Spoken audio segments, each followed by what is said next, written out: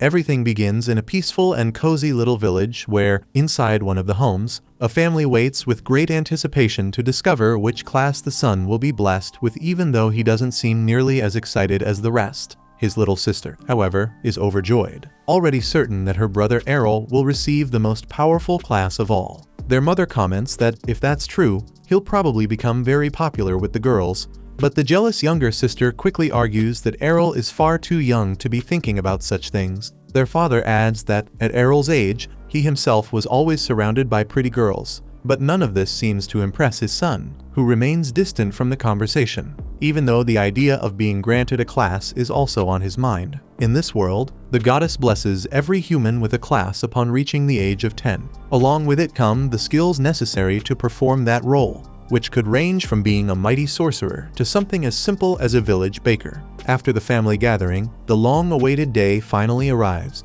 The ritual of blessing begins, and one of the community's priests steps forward in the town's temple, standing before a statue of the goddess. Soon, the first child is called to the stage. The priest touches his staff to the boy's forehead and immediately feels the power of flames, along with the scent of iron and hammer. With that, the boy is declared a blacksmith. As time goes on and the children present themselves one by one to receive their classes, Errol's sister is brimming with pride over their family's bloodline, convinced it will influence the blessing and grant her brother a powerful class. When Errol's name is finally called, everyone holds their breath, eager to know the future of the village's most famous couple's child, the Sword Princess Farah and the Archmage Leon, both renowned for their advanced classes. On stage, the priest instructs Errol to close his eyes so that he may feel the goddess's blessing, but the boy feels nothing. The priest, too, senses nothing at all. The audience begins to murmur in unease at the absence of any response. After carefully analyzing this rare case, the priest delivers his conclusion. Errol is a child with no class. His sister protests in outrage, refusing to accept it, while his parents are left deeply disappointed. Afterward, Errol is back at home, practicing with a sword in the yard. While his parents try to console him, they explain that he doesn't need to worry about getting a job, since they will still work even after retirement. But Errol insists that he doesn't want to be a burden. His little sister, trying to act like the older one, promises to help him just as she always has. Frustrated at always being treated as pitiful, Errol calls his family together and makes one thing clear. He doesn't care about being classless. He has been studying fencing with his mother since childhood, and even if he didn't receive a class, he can still wield a sword. One day, his hard work will pay off. His mother is moved by his maturity at such a young age, and his father believes that Errol will be able to turn fate to his favor when he grows older, just as his sister has always believed her big brother is the best. Still tired of all the sentiment, Errol excuses himself and goes to the training grounds. When he arrives, two boys are sparring, each showing impressive sword techniques. They boast about how amazing it is to have a class, since they can feel strength flowing naturally from within. When Errol approaches, they immediately recognize him as the classless boy from the ritual and ask what he's doing there. Errol explains that he came to train like anyone else. One of them smirks, saying that as swordsmen they don't even need to train. Coming here is just to test their abilities. To prove it, he calls his partner back, and the two resume their duel, once again demonstrating a power Errol never had, and, in their eyes, never will. Each strike echoes through the air with such force that it feels as if two grown warriors were clashing rather than children. Watching carefully, Errol thinks to himself that the first technique any swordsman learns is basic fencing, which alone makes them skilled fighters. But he doesn't want to just stand by and watch. He calls out, challenging either of them to spar. The cockier boy bursts out laughing, mocking him, but Errol answers with confidence, saying it will still be a fair fight. Enraged by his certainty, the boy demands to know if Errol at least has the goddess's divine protection. Even without a class, Errol replies that he does. Divine protection is another blessing from the goddess, but unlike classes, it is granted to every human at birth. It is like an invisible web that surrounds the body and absorbs damage. Still, if one takes too many hits, the pain eventually comes through. Satisfied with that, the arrogant boy agrees to fight, though Errol warns him to be ready to eat his words. The taunt makes him furious, and in a burst of anger, he charges before the duel is even officially started. Errol reacts swiftly, not only blocking the strike, but twisting his blade to break the boy's guard. This only fuels the boy's rage. He swings again, but Errol blocks once more. From then on, the fight is firmly under Errol's control. Unwilling to accept defeat, the arrogant boy calls his partner to join in, and the other quickly agrees. Errol narrowly avoids a cowardly strike from behind. But he doesn't complain, he relishes the challenge. Fighting two opponents his own age feels like useful training, especially compared to the countless beatings he's taken from his mother at home. In the heat of the fight, the arrogant boy scolds his partner for attacking poorly, which makes Errol wonder if people with classes ever learn teamwork. Judging by the chaotic way they fight, maybe they're easier prey than they think. Convinced of this, Errol steps forward and knocks down the scrawny one of the duo with a sharp blow of his sword's hilt to the chin. Now there's only the alpha left, the so-called final boss, who threatens his opponent with big words. But when it's time to prove himself, he trips over his own partner and leaves himself wide open. Errol smacks the back of his neck with the flat of the blade, he doesn't even use the edge. Otherwise, heads would have rolled. As if losing under those conditions wasn't humiliating enough, the pair still mutters that Errol cheated. Since they won't accept defeat, the three of them agree to a rematch. But before it can happen, another boy steps into the training grounds and tells the losers to cut it out because in a real battlefield, no enemy will care about the whining of two clowns. The cocky one immediately curses him, but his partner tells him to pipe down, since that redhead is serious trouble. The redhead approaches Errol and recognizes him as the son of Farah, the sword princess, pointing out that only her son could handle a blade with that kind of skill. Even so, he warns Errol not to let victory get to his head. Then, he challenges him to a duel, just to show this so-called classless boy what a true swordsman is capable of. The skinny one whispers to the cocky one that the redhead has ties to the captain of the guard, and the redhead himself confirms Captain Evans is his father. At the mention of that name, Errol remembers Evans as the man who once came to his house to call his mother out on a demon hunt. The son, however, looks nothing like him. The father's appearance was far harsher and worn. The redhead bristles at hearing his father's name and makes it clear that not only is the captain a master of the sword, he's also a respected leader among all. Still, the son can't understand how Errol's mother could be considered the #1 swordswoman of the village. Annoyed, he asks Errol if he agrees with that, and Errol replies without hesitation that his mother is, in fact, the most powerful person in the village. The redhead smirks, reminding him that children inherit the strength of their parents, and that's why he's going to beat the brat down and prove his family is far superior. Besides, he's been a swordsman for over a year and already mastered intermediate techniques. Surely, he'll wipe the floor with this kid, and since Errol has shown from the start that he's not the type to back away from a fight, the two clash right then and there. This duel is clearly a step above the last, impressing not only the previous rivals but also the redhead himself, who admits the match is more balanced than he expected. Still, he has a trump card up his sleeve. Meanwhile, Errol notices that his opponent's anger is making him sloppy. That recklessness could be a weakness. He takes advantage, deflecting a strike. He crouches low and goes in for a piercing counter with the enemy's guard wide open, but the redhead reacts instantly, unleashing his twin blade slash. Errol blocks the first strike, but the second slams into his divine protection. Clutching his wound, the boy can't understand how his rival managed to land 2 strikes at once. The redhead seizes the moment, sneering that a classless like Errol could never hope to defend against such a technique. Still, he admits the kid's got guts for even accepting the duel. Days later, Errol is jolted awake by the most annoying alarm clock on the face of the earth, his little sister.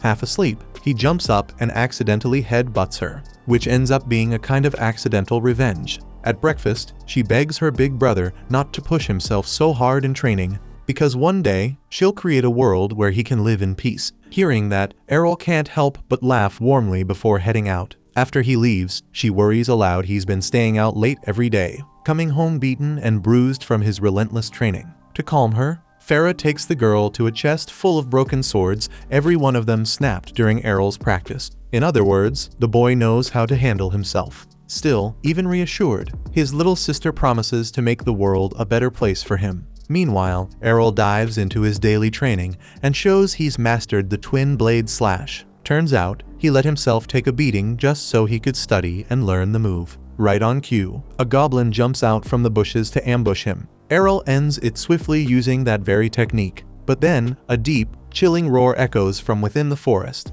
It signals something far worse lurking in the trees. Terrified the village might be attacked, Errol rushes toward the guards, but the desperate scream of a child pulls him straight into the woods. There, he finds none other than the redhead lying wounded. Standing before him is a hobgoblin, a monster that never shows up in these lands. Several larger goblins lie dead around the training grounds, proof that the redhead fought them off before. Sizing up the hulking enemy, Errol realizes he needs to focus more on his footing than his wrist. Timing will be everything. With that in mind, he steadies himself, adjusts his stance, and unleashes the twin blade slash at the perfect moment, bringing the beast down. Afterward, he notices the redhead's holy water smashed on the ground. Without hesitation, Errol hands over his own flask, letting him restore his divine protection. The redhead recovers almost instantly, only to demand how a classless like Errol managed to perform the twin blade slash. Calmly, Errol explains that he had to train hard to master such a complex move. He also points out that he studied how the redhead used it again and again during their fight, and it was by enduring those blows that he managed to learn it later. Finally, Errol adds that he still wants a rematch, and this time, the redhead accepts because after all, the boy had just saved his life. Since that's how it was, the two of them wasted no time and clashed right then and there.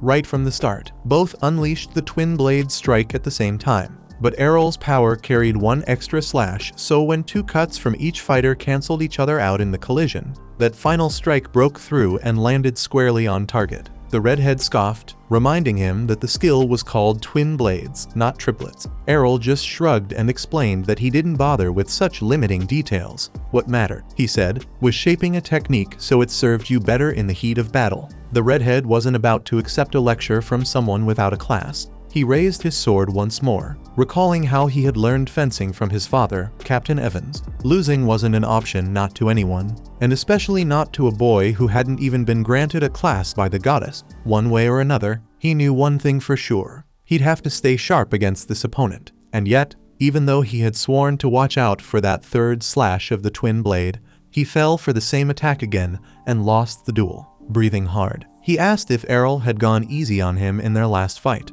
because this time he was clearly much faster than before. Errol shook his head and explained that it was thanks to his rival that he'd been able to see his own limitations and push past the weaknesses that had cost him that first defeat. A few days later, over tea in the evening, Farah mentioned to the family that Evans's son had left for Brescia that very day, a place known as the City of Swords where Farah herself had once been part of the local guild before she married. Hearing that, Errol felt a pull in his chest. He longed to go to a place like that too, but the thought haunted him. How far could someone without a class really go? Even so, one thing was certain: he wanted to find out, and the only way to know was to try.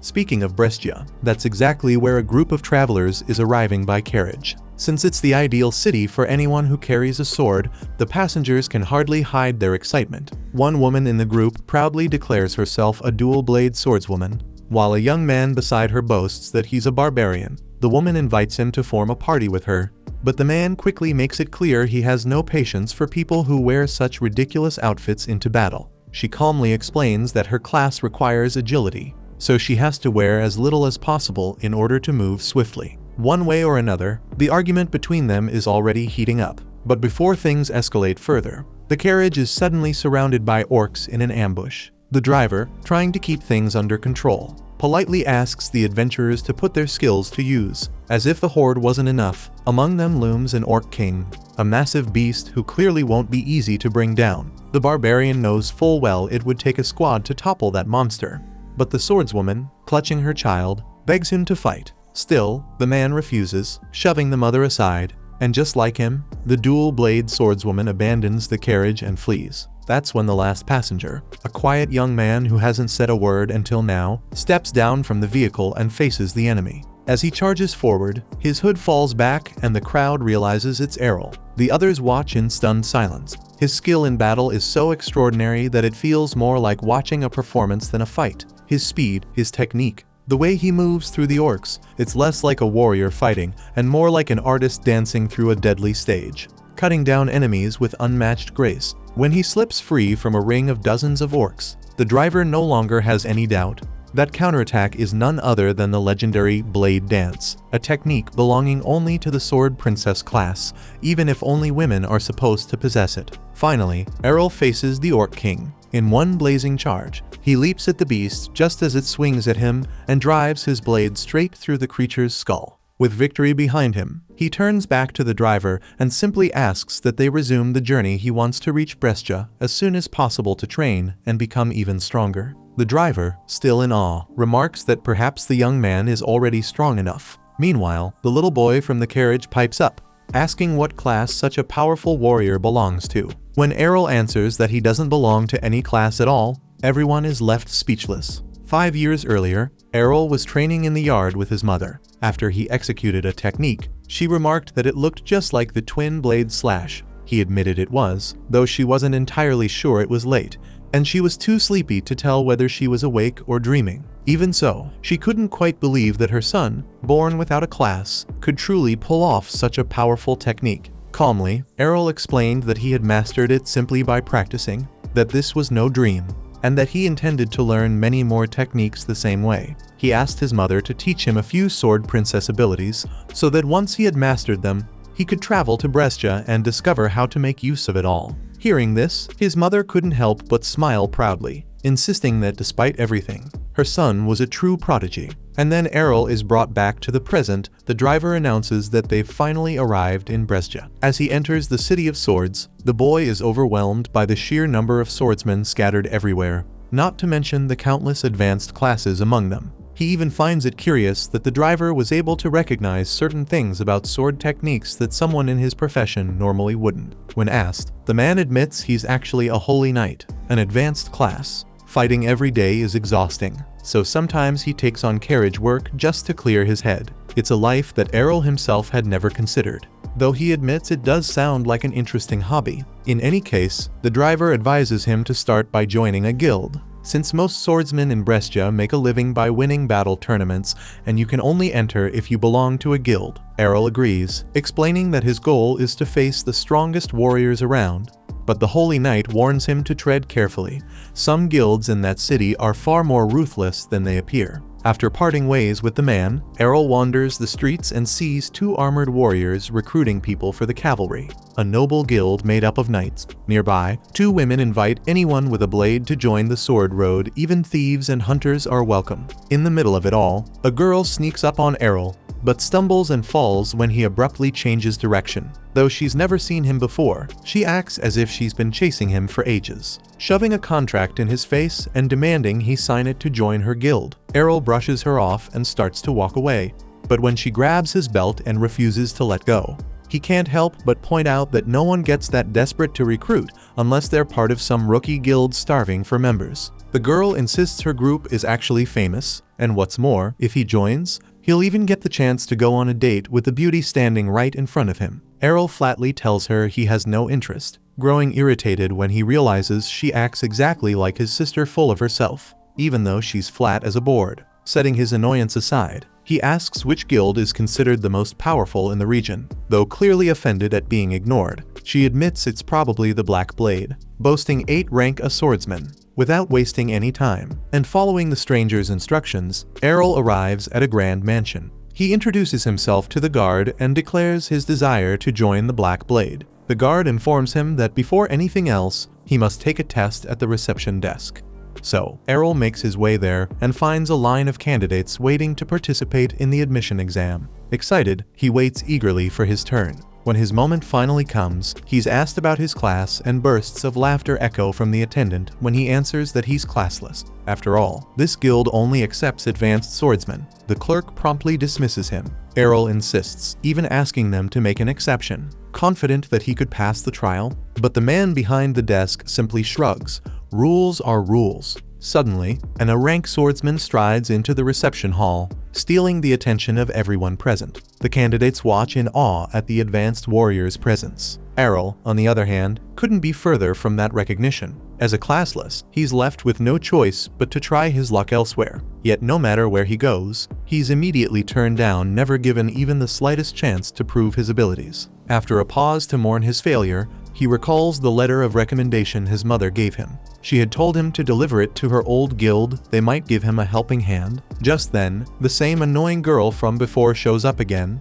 Realizing he still hasn't joined any guild, she renews her invitation for him to join her. This time, seeing that he's determined to refuse her to the bitter end, she actually kneels before him, begging him to accept. She even goes so far as to promise she'd lick his boots if he said yes. But Errol, unfazed, rejects her again and storms off without a second thought. Humiliated, but not defeated, the girl persists in her mission to recruit him. Since they're already near her guild's headquarters, she insists that at the very least he should pay them a visit. Errol is truly impressed by the sheer size of their guild hall, though it makes him wonder why such a place has so few members. Cornered, the girl admits the truth. This group is only a shadow of its former glory. Nowadays, they're among the weakest guilds in the city.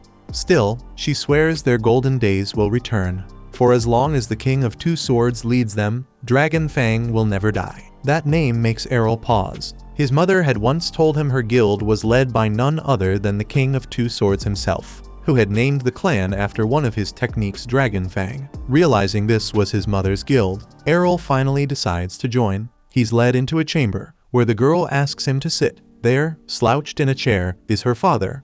She scolds him immediately for drinking again. Errol assumes this must be the King of Two Swords, though the man is missing his right arm, and speaking of him, he doesn't even give Errol a chance. He simply tells the boy to leave, saying the guild is doomed. Saddened by her father's pathetic state, the girl explains that once upon a time he had been one of the two greatest swordsmen in Brescia, but ever since he lost his arm, he drowned himself in reckless drinking. Because of that, she imagines Errol would want nothing to do with their guild. To her shock, though, he declares without hesitation that he'll join them mainly because no other guild will take him. Overjoyed, she brings out the contract once again. He signs it, and when she reads his information class, she assumes it's a joke, but Errol presents an official document proving otherwise. Still, she draws a sword from the wall and warns him to tear up the contract if he wants to live. After all, everyone knows that the bare minimum to join a guild is some basic swordsmanship, and this kid was standing there with such arrogant posture. She hadn't even considered he might really be classless. Their shouting draws another woman into the room. "Lilia, what on earth is going on?" she asks. Lilia runs to her, throws her arms around her, and vents her frustration. She thought she had found a perfect new recruit, but instead she brought home a useless classless. At those words, Riener studies Errol more closely and suddenly recognizes him. They had trained together in the same village as children. Errol racks his brain, he's sure he would remember a woman this beautiful. Unless, ironically, she's the child of Captain Evans, that obnoxious redhead rival of his childhood. Riener clarifies that Evans only had a daughter, and that daughter is her. She doesn't blame him for not recognizing her. After all, her hair has grown a lot since then. Errol smirks and says other things have grown too. If you catch his meaning, Lilia suddenly realizes this must be the very classless boy her friend once admitted she couldn't beat when they were younger. And speaking of which, Riener wastes no time. She challenges him to a rematch. On the training grounds, Riener begins the duel with the same skill she had used 5 years earlier, twin blade slash. Errol can't help but find it ironic, since she knows he can nullify that ability by repeating the same move. Yet when he tries it, her slash overpowers his and lands squarely. Riener declares she's far stronger now than she was back then, and she proves it by driving a sword into the ground, 5 times heavier than any normal blade. Thanks to the brutal strength skill she wields as a mighty swordswoman, she's capable of crushing her opponent. With that, she charges forward and unleashes a flurry of heavy blows. Errol struggles to block them all. He realizes she's reached one of the advanced swordsman classes, and he knows he'll be defeated if he keeps letting himself take those hits. So, he pulls back to create distance. In his mind, if this is the speed she's working with, then he doesn't need to worry too much about being struck. Offended by the provocation, Riener charged at her target, dropped her guard, and landed a sword strike on him. However, that was only an illusion of her rival, who appeared behind the mighty swordswoman and slashed at her. Riener couldn't understand how that man had been able to use the shadow technique, a supreme ability that was difficult even for more advanced swordsmen. Taking advantage of his exceptional speed, he managed to strike his opponent once again. But because of her class, even when hit, she didn't lose her divine protection. Considering she possessed the courage skill, his attacks weren't strong enough to cause any real damage. In this situation, Errol resorted to the ability Counterattack, a sword princess technique he had learned from his mother. Using this move, he managed to block one of Riener's strikes and win the duel. Ashamed of losing once again after insisting so much on a rematch, Riener was even more humiliated when she ran out of the training grounds, crying loudly. Finally, after his demonstration of strength, Errol was accepted into the group by Lilia, who decided to pretend she had believed in him from the very start. Now that he was in, the boy asked why the guild was in such terrible shape, and the girl whispered in his ear just how much money they owed to some strange folks. Even so, she promised they would turn things around soon, because a battle competition was about to begin, and they would take part in it to earn the money they needed. The reason Lilia had been so desperate to recruit a new member was that each guild needed at least 3 participants to enter the tournament. Assuming Rionur would be one of the participants, Errol couldn't understand why such a talented swordswoman was stuck at this guild hall doing nothing. That's when Lilia explained that, back when she was a child and couldn't get accepted into any guild in the city, her father had extended his hand to the young woman. Since then, she felt indebted to the guild and stayed with them out of sheer loyalty, since no one else had accepted her. Aside from that, although she recognized her companion's strength, Lilia didn't seem very confident about winning the tournament, since the 3 of them would have to face a group of 5 opponents. Even so, Errol showed remarkable confidence and declared that this would be a great chance for him to refine his techniques after all. That was the very reason he had come to Brescia. Watching through the crack of the door, Lilia's father had been listening to the entire conversation until he decided to walk away after hearing the new Dragon Fang member's final words. When he wakes up the next day, Errol takes a few seconds to remember that he joined his mother's guild. After getting ready and going down to the hall, where he meets 2 of his teammates, he comments that it's been a long time since he last slept in a real bed, so he slept like an angel last night. He glances at Rionur and figures she's still in a bad mood because she lost to him. Once everyone is gathered, Lilia has an important announcement to make. Now that the guild has reached the minimum number of members required to enter the championship, they will sign up for the competition this weekend. If they win, they'll earn the money they need to get the guild back on its feet. The competition is a knockout format, where one participant faces another in a one-on-one match, and the guild that runs out of fighters loses. The limit is 5 fighters per team, and the minimum is 3. In other words, everyone in that room are the Dragon's Fang adventurers who will take part. Rionur thinks it's going to be very difficult, but Lilia assures her it won't be as hard as it sounds, because they have 2 B-rank swordsmen on the team. While it's rare to find an opponent of a rank, Errol asks what this rank thing is about, and Rionur, a bit annoyed that he doesn't even know that, explains that the rank represents a swordsman's individual strength. Lilia adds that there are 4 ranks, from D to A, and that out of 500 swordsmen in Brescia, only about 20 are at the top rank. She says both she and Rionur are B rank, and since Errol defeated Rionur, he probably is too.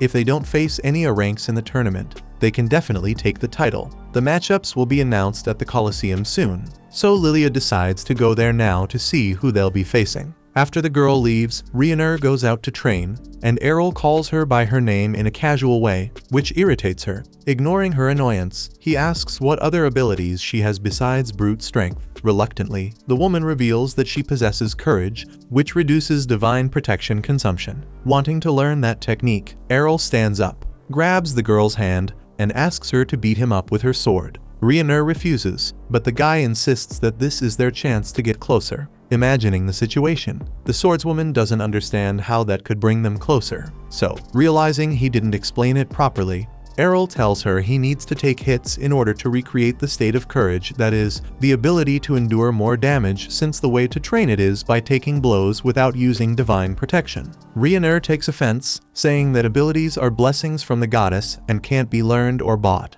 But Errol reminds her that she herself saw him using the twin blade slash that she possesses. Because of that, he ends up convincing her, and the 2 go to the training room. Rionur offers her sword but doubts Errol will really be able to wield it, since the weapon weighs 5 times more than a normal one, and he doesn't have brute strength. Even so, Errol easily draws the sword and says it's not just about brute force. For example, he developed twin blade slash and the shadow technique through daily training.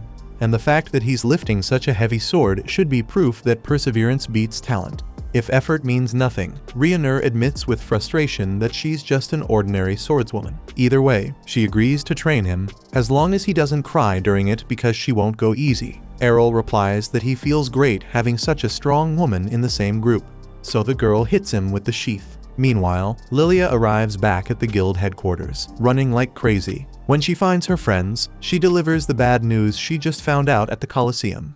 They'll be facing the most powerful guild in the city, Black Blade, which has no less than 8 A-rank swordsmen, and their leader, Jorg, is as devious as a snake. Even so, Lilia doesn't want to back down now. So all that's left is for them to train like mad until the day of the competition. Then, looking at her teammates, she almost loses it when she realizes that Ryunur probably left Errol with a permanent injury just days before the tournament. A few days later, injured or not, Errol goes to the competition. It's the big day. In front of the Coliseum, the trio hears two townsmen talking about the match between Dragon's Fang and Black Blade. Since Dragon's Fang hasn't fought in a long time, everyone's betting on their rivals. Lilia gets furious and tries to go after them, but Ryunur holds her back. Errol didn't know you could bet on this kind of competition, and Lilia grumbles that their odds are 20 to 1 now. In other words, nobody believes in them, but if they win, they'll win a fortune. Confident in victory, the girl basically bet everything on them, even mortgaging the house and borrowing money to do it.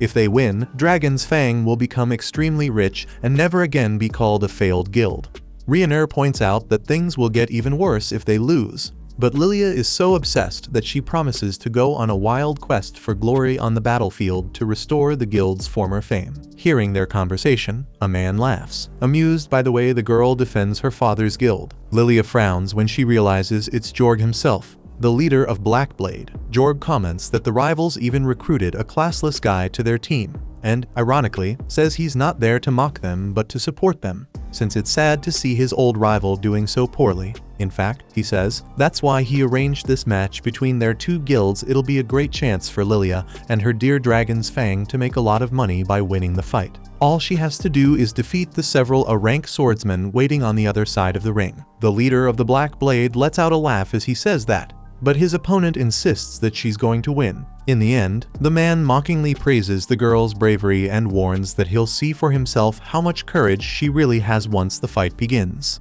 Either way, the long-awaited moment finally arrives for the entire population of Brescia, who had been eager to see the city's currently strongest guild face off against another that, although no longer the same as before, was once responsible for countless victories in the past. Errol checks the duelist bracket and doesn't see the rival leader's name on the list, so he assumes they're giving him an easy time. However, Lilia gets nervous and reminds him that absolutely all of them are Ranka, not just Jorg. Errol, meanwhile, remains calm and sees this tournament as a chance to learn new abilities. Lilia grows even angrier since the guild's future depends on this stupid tournament, and Errol mutters that she's the one who bet everything they had on this mess. In the meantime, the first duelist of the afternoon is called Gio, the fencer from the Black Blade, against Errol, the classless. The crowd falls completely silent the moment a classless is announced in the ring, until a general murmur begins questioning how this guy could have the nerve to accept a challenge of this level. Gio, arrogant as ever,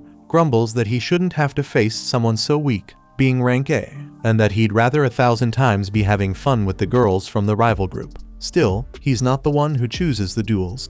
So when the match begins, the fencer uses blink of an eye and extremely fast lunge to strike and pierce his sword through his opponent's torso. However, Errol had only placed a shadow of himself as bait, and now that Gio looks around, there are more shadows spread across the battlefield. Even so, the member of the Black Blade is sure he can finish them all at once, but he didn't expect his opponent to be able to summon 4 shadows at the same time, which overwhelms him. With a clever attack from the enemy's blind spot, Errol manages to approach in the middle of the confusion and hit Gio squarely with a thrust. In disbelief, Gio slowly falls to the ground, while Errol calmly points out that 4 shadows at once isn't much, since his mother can summon 5 when she's not even trying. When the announcer declares the classless as the winner, the crowd goes wild, while Ryunur can hardly believe that this boy managed to defeat a swordsman so easily. As for Errol, after managing to imitate his opponent's thrust, he tells himself he needs to practice that technique better, and Jorg, after seeing with his own eyes what the opponent is capable of,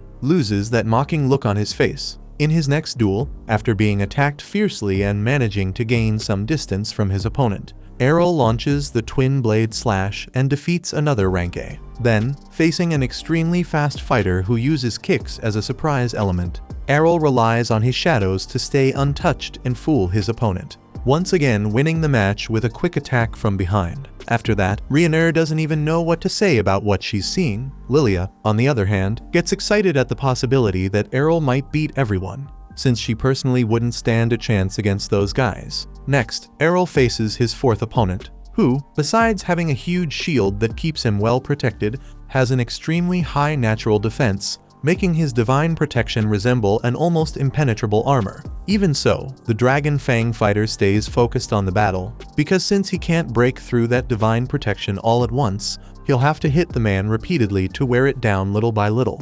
Nervous for not being able to hit Errol, the shield bearer accuses him of not being classless at all, and when Errol explains that one can achieve miracles with training, he refuses to believe it, insisting that it's impossible to surpass someone who has a class when you don't have any. To prove his point, the tank fakes a sword strike and spins to attack with his shield. Errol then uses his prediction technique, the hardest of all the abilities his mother taught him to master, by reading his rival's movement and kicking the shield. Errol disarms the opponent and now has a clear path to victory. By the way, in response to the man's doubt, Errol confirms that he actually learned how to deliver that kick in the previous fight, then gives another free demonstration by slamming his shin into the big guy's stomach. In disbelief, the man keeps insisting it's impossible to learn such complex techniques so quickly, and Errol fully agrees. Truly learning to use them as abilities takes time, but when it's just about copying a move, it's possible to do it immediately, to some extent.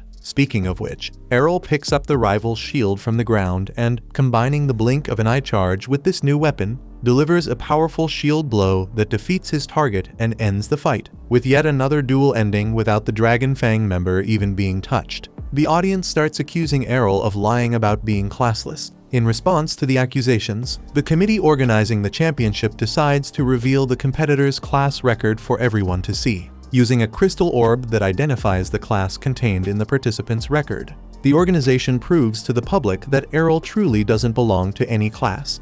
As a result, the crowd falls in love with the boy who was supposed to be the weakest but who has instead shown himself to be unbeatable in the competition. On that note, Lilia complains that Rionur didn't tell her earlier how overpowered that guy is. Otherwise, she would have pawned all her father's secret weapons and added them to the bet. By the way, the clever girl then decides she's going to marry him, since he'll be the one to restore her father's guild's honor. However, despite the girl's excitement, the competition was not over yet. The last challenger of the afternoon was called to the ring, Master Swordsman Masamune. Errol was impressed by his opponent's rare sword, which had a long, curved blade. He asked if it was a katana, and Masamune confirmed. Rionur wondered if this man was an Eastern samurai, a highly advanced class. When the fight began, even though the samurai hadn't even touched his sword, Errol could feel an overwhelming intensity coming from him that made him realize that approaching this guy recklessly could mean his end. For some reason, since the opponent hadn't taken a single step,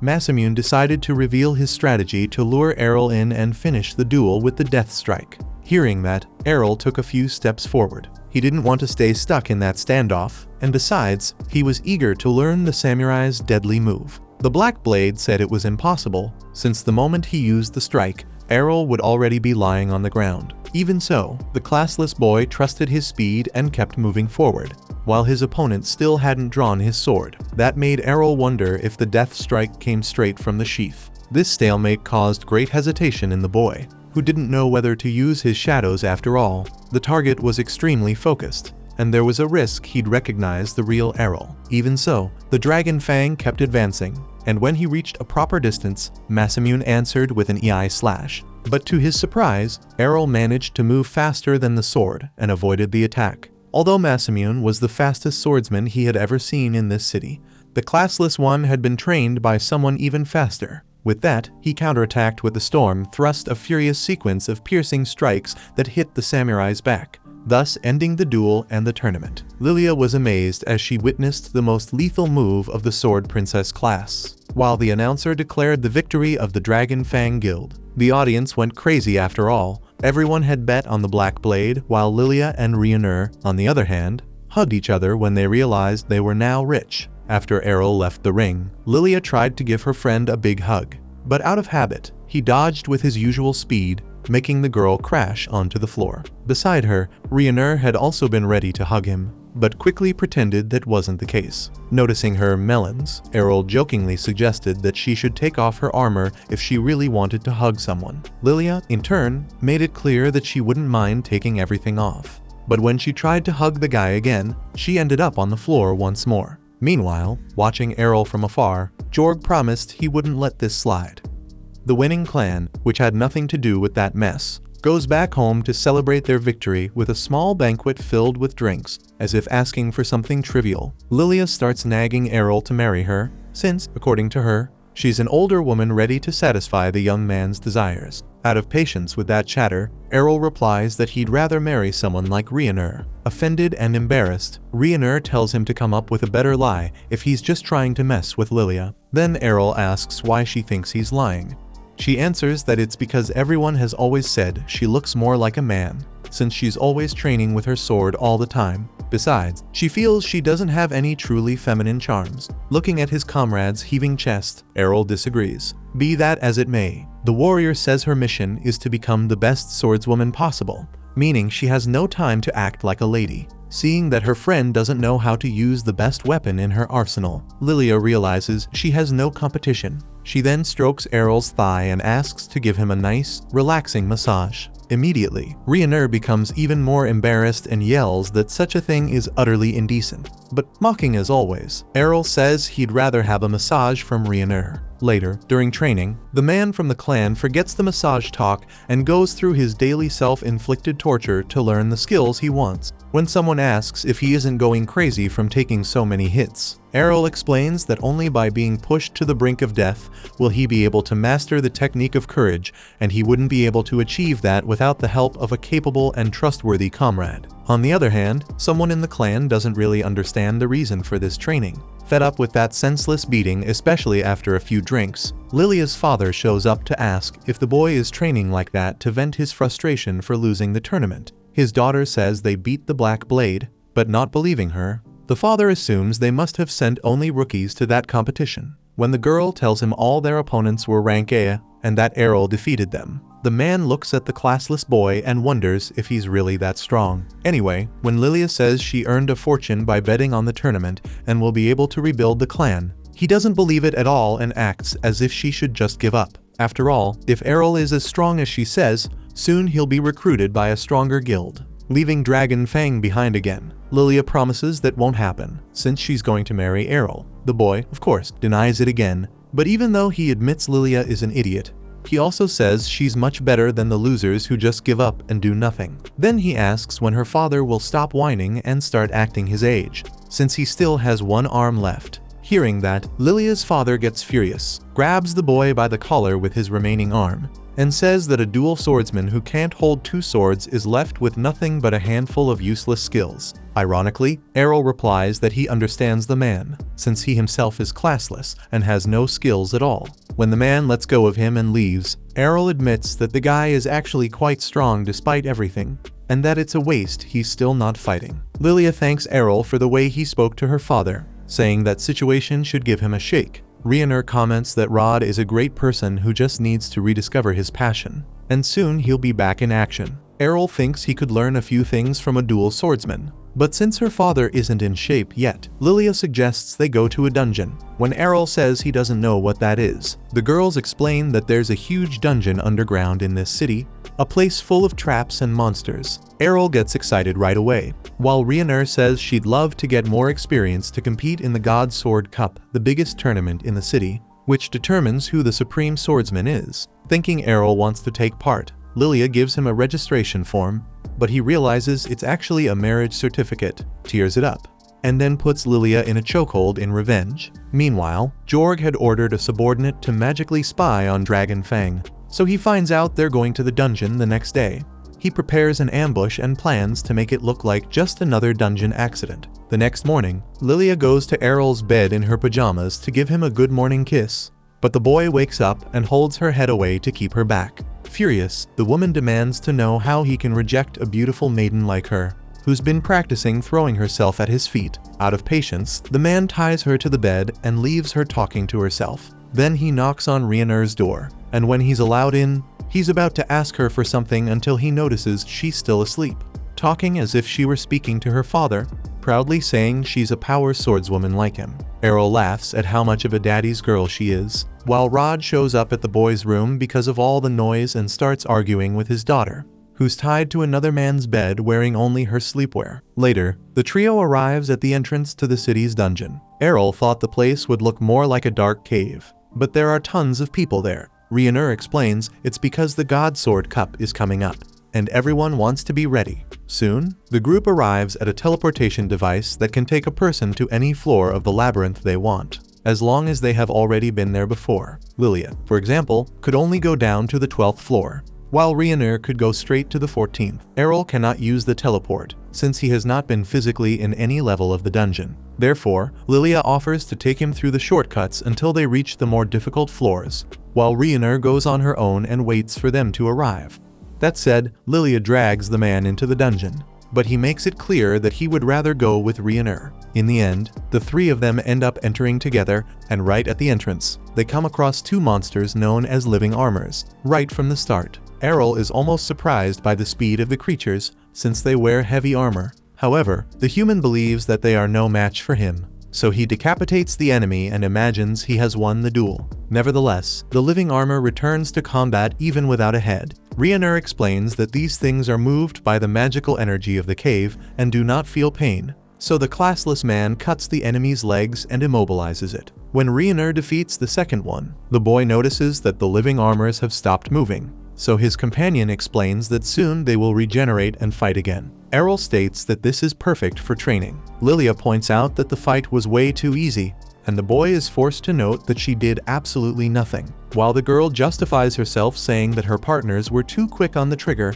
the boy wants to know which class she belongs to. Full of pride, she declares herself a fencer and offers to teach any technique her companion wants to learn. However, since fencer is the class below sword princess, the boy replies that Lilia is useless to him. Shaken by her comrade's cruel comment, Lilia insists that maybe she can at least teach the man to have compassion. Suddenly, the Dragon Fang trio hears cries for help in the cave and sees a young swordsman seriously injured. He explains that he entered a new room for the first time and was caught by a terrible trap, and although he managed to escape, his friends were trapped inside. Ryunur immediately offers to rescue them, but Lilia would love to negotiate a reward first, which Errol finds ironic, since this girl wanted to teach him about compassion just 2 minutes earlier. In the middle of that, the wounded man recognizes Lilia as a famous girl he has seen on some magazine covers, and that flatters the maiden, who makes a point of saying that she once posed for Sword Maiden beauties. The boy mentions the article he read about the rich girl from the failed guild,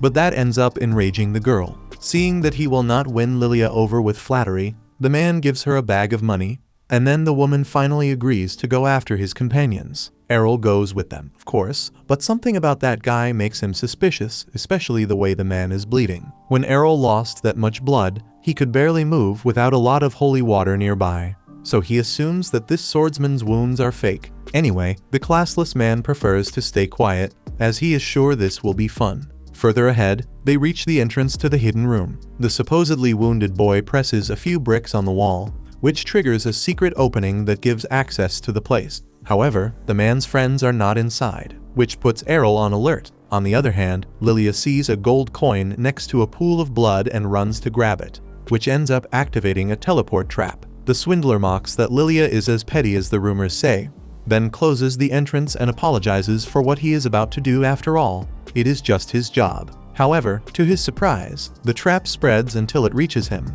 teleporting all four of them somewhere else. When they realize it, the Dragon Fang trio is in a place never seen before, and Ryunur assumes it is a floor even lower than the 14th. Lilia, in turn, is worried about going after the man who set them up.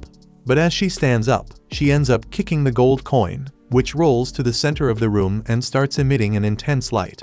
Summoning a monster with a threatening appearance, the swordsman who tricked the trio explains that the idea was to throw them alone onto this last floor, where sword gods are lurking. Without delay, the creature fires a beam of energy through a sword strike, and that power almost destroys the entire wall of the room. The girls ask what the hell that is, and Errol explains that it is the Divine Air Slash, a long-range sword god technique. Speaking of range, the enemy crosses the distance to Errol in just 1 second, as if it could teleport. The human blocks the strike, but is thrown against the wall by the immense pressure imposed by the armored opponent. The girls worry that this is the end, but the truth is that, in the end, it was worth it that Errol insisted so much on learning courage, since the blow barely affected his divine protection. When the boy manages to push the opponent away and strike back with a sword swing, the monster escapes using divine step. a superior version of Lightning Rush. In other words, this knight is undoubtedly from a very advanced sword god class, which is a great chance for Errol to test his abilities. The girls and the swindler look at the boy in disbelief,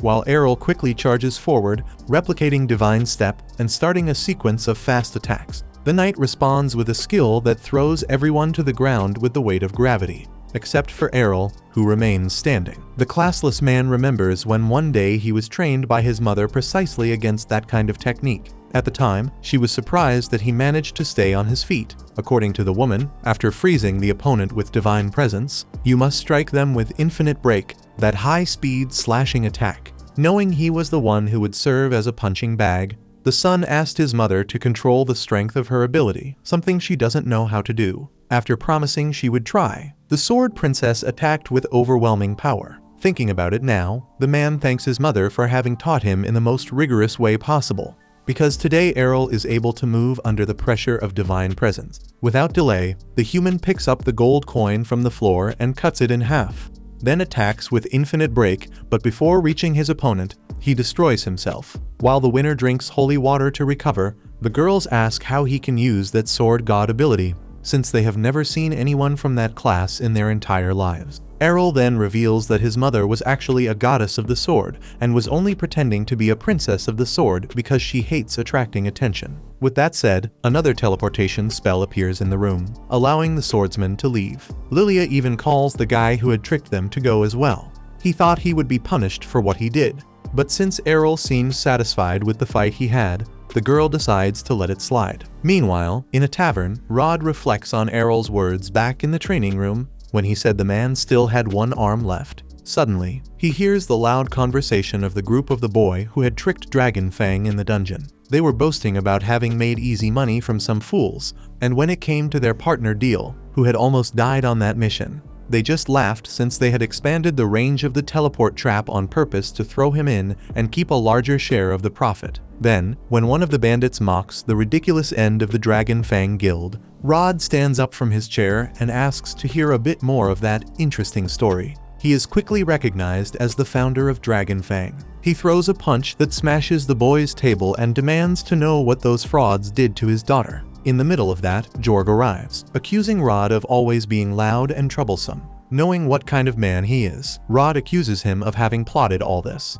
But the leader of Black Blade explains that he only came to deliver some news about a colleague. Unfortunately, his guildmates saw Rod's daughter entering a hidden chamber of the dungeon along with her friends. Enraged, Rod asks if it wasn't enough for that bastard to have taken his arm, since now he also wants to take his daughter. Inconsolable, he tries to grab his rival, but ends up falling to the floor in humiliation. However, to his surprise, the ones entering the tavern at that very moment are none other than Lilia and her companions, who look perfectly fine. Receiving a tight hug from her father, Lilia tells Jorg that they almost died because of him, but they managed to defeat the sword god and make it out alive. Jorg gives himself away by saying it's impossible for those kids to have defeated an enemy of that level. Even so, the brat who had tricked the trio ends up confessing that the leader of Black Blade was the one behind the scheme. Regardless, Jorg insists he won't be punished after all.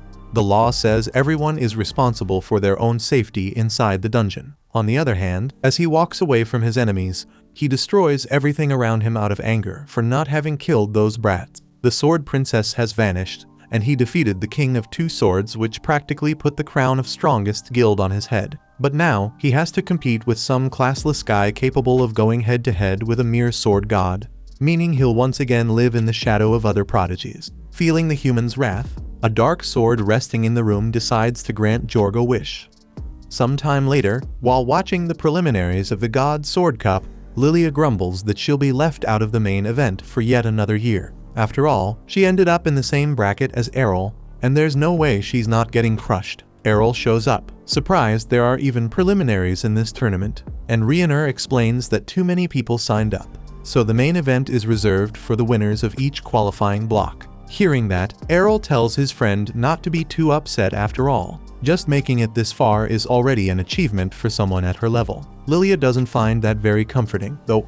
Rioner, on the other hand, is in the opposite bracket, but she still notices some strong opponents she'll have to face. Even so, she's confident she'll get through the first round and make her father proud. Feeling the mood, Lilia decides to stop chickening out and promises not to throw in the towel. That's why the three of them head to a dungeon to train that very same day. When Errol asks if he really has to go, she replies yes, someone has to be there to save the day in case things go sideways. Hearing that last part, Rod walks up to them and warns everyone to be careful inside the dungeon, especially since no one knows when Jorg might set another trap for Dragonfang. Looking at her father's missing arm, a wound caused by Jorg, his daughter nods, promising to stay alert. Rod then turns to Errol, admitting the boy might think it's a little late for him to play the protective father, but he's determined to quit drinking and get his life back on track. Days pass, and soon the great moment arrives, the preliminaries of the God's Sword Cup. Once again, the arena in Brescia is packed with townspeople eager to watch the most anticipated event of the year. But despite all the excitement and high hopes, Errol finds Lilia sitting alone,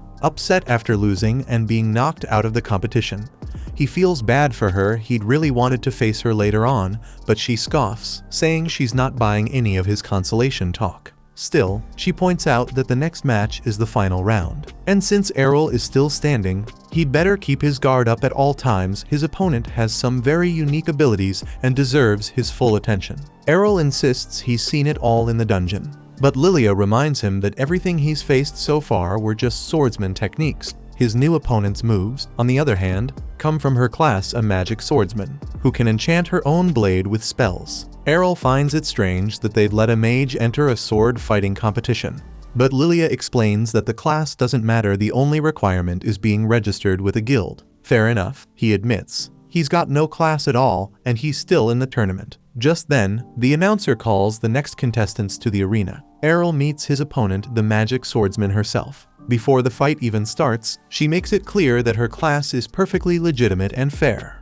So she doesn't want to hear any excuses like, "It's easy when you use magic," if he loses. Errol laughs it off, saying it's fine, may the best one win. The battle begins. The woman immediately launches several fireballs, forcing Errol to dodge with difficulty and even use his sword to deflect the ones he can't avoid. Still, he manages to get through her barrage and counter with a lunge, but she blocks with her sword in her right hand while casting more spells with her left, keeping him constantly on the defensive. Confident, the magic swordsman declares she can't be defeated. Errol replies that she may have a wide range of skills, but she's not a master of any of them. Offended by his arrogance, the woman enchants her sword with fire to teach him a lesson. Using a massive whip of flames, she lashes out across the entire arena, her wild, unpredictable movements making it harder and harder to read her attacks. Even so, after observing her rhythm and finding his openings, Errol defends more efficiently and calmly notes that her swordsmanship is, at best, about the same level as Lilia's. Enraged by the insult, she swings harder,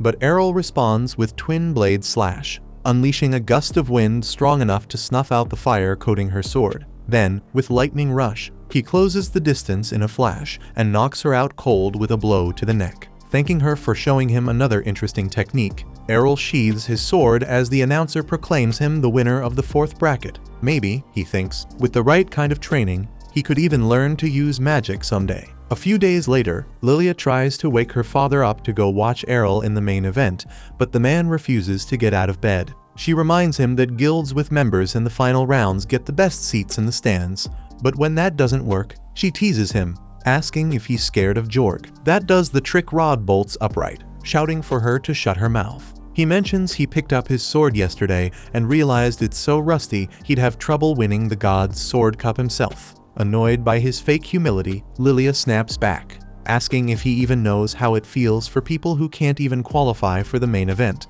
And no matter what he says, she's not taking no for an answer, even if she has to drag him there tied up. He's going to that tournament. On their way to the arena, Lilia admits that, even though her father pretends not to care about the cup, he still sneaks in sometimes to watch the matches.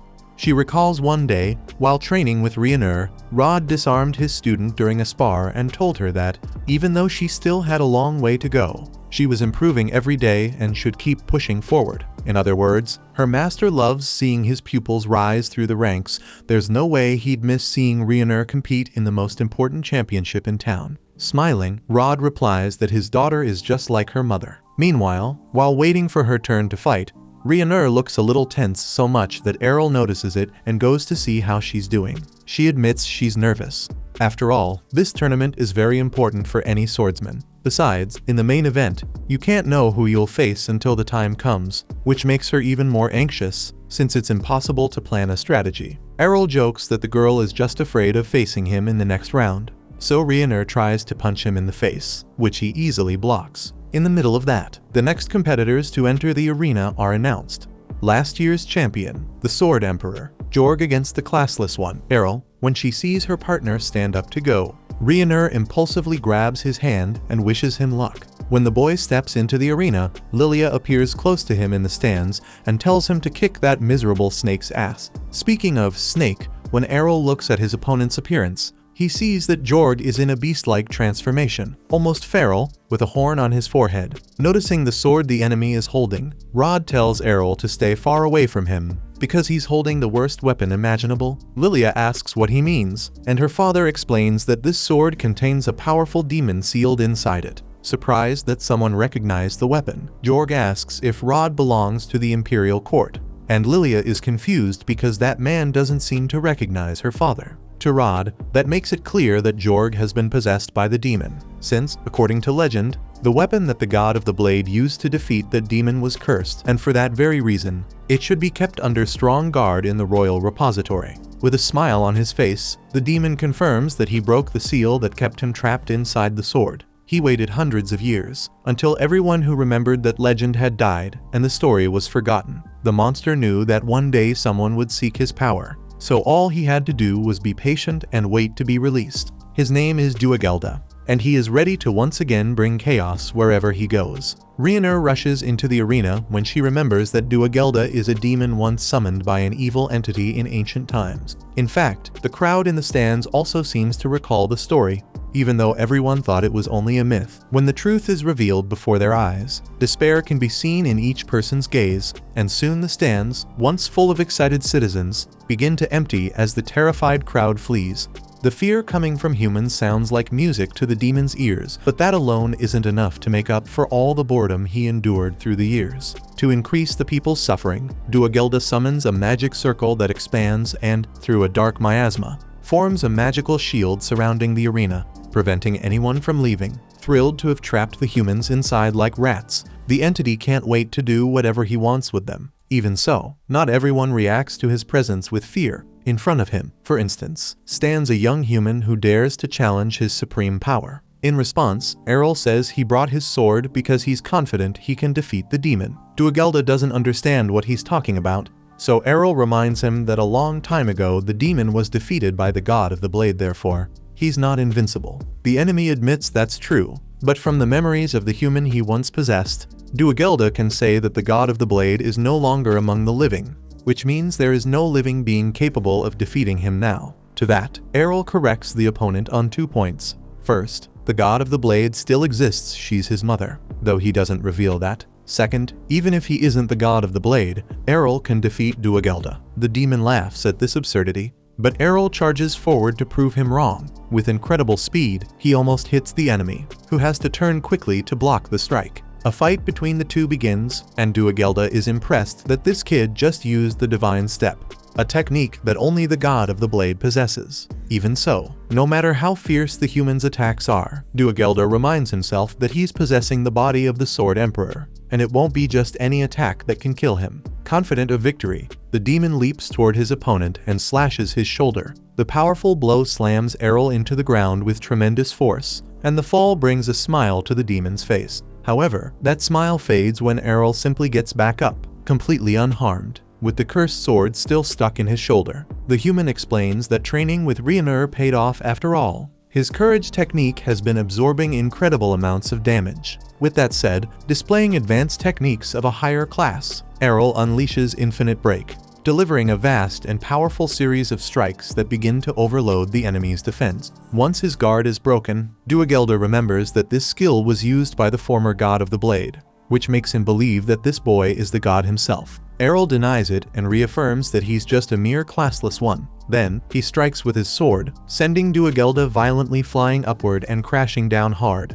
raising a huge cloud of dust across the arena. As the dust settles, everyone wonders if the monster is really dead. Examining the body up close, Errol figures that, judging by the wounds and the lack of divine protection, Duagelda is probably out of the fight. Facing the young classless one's victory against such a powerful enemy, the crowd goes wild and praises Errol with admiration like never before. However, after so many years trapped inside a sword, Duagelda refuses to lose that easily. But since he really is too weak to fight, he needs to focus on escaping from that brat and waiting in a safe place until he can regain his full strength. His only option to flee is to transfer himself to some human in the arena, someone who has enough physical strength to make a clean escape. Looking around, Duagelda decides that Rod is the right person for that. At the same time, Lilia is overjoyed that everything worked out. Although Rionur isn't as cheerful, since the championship will probably be cancelled because of the arena's destruction. Then, Duagelda's sword shoots toward the members of the Flaming Dragon Fang. Errol saves Rionur, who was in its path, while Rod, as he jumps in front of his daughter to keep her from being struck, ends up being overtaken by the dark power of that cursed weapon, and then takes his own daughter hostage. Upon discovering that the sword is the demon's main body, Errol promises he will defeat Duagelda again. But as the monster reminds him, if the boy attacks, he'll lose his future wife, since her neck is just a hair's breadth away from being cut. Errol argues that he never once decided to marry that girl. But having access to Rod's memories, Duagelda insists the boy is lying, since that girl told her father she was engaged to Errol. Lilia pretends it has nothing to do with her,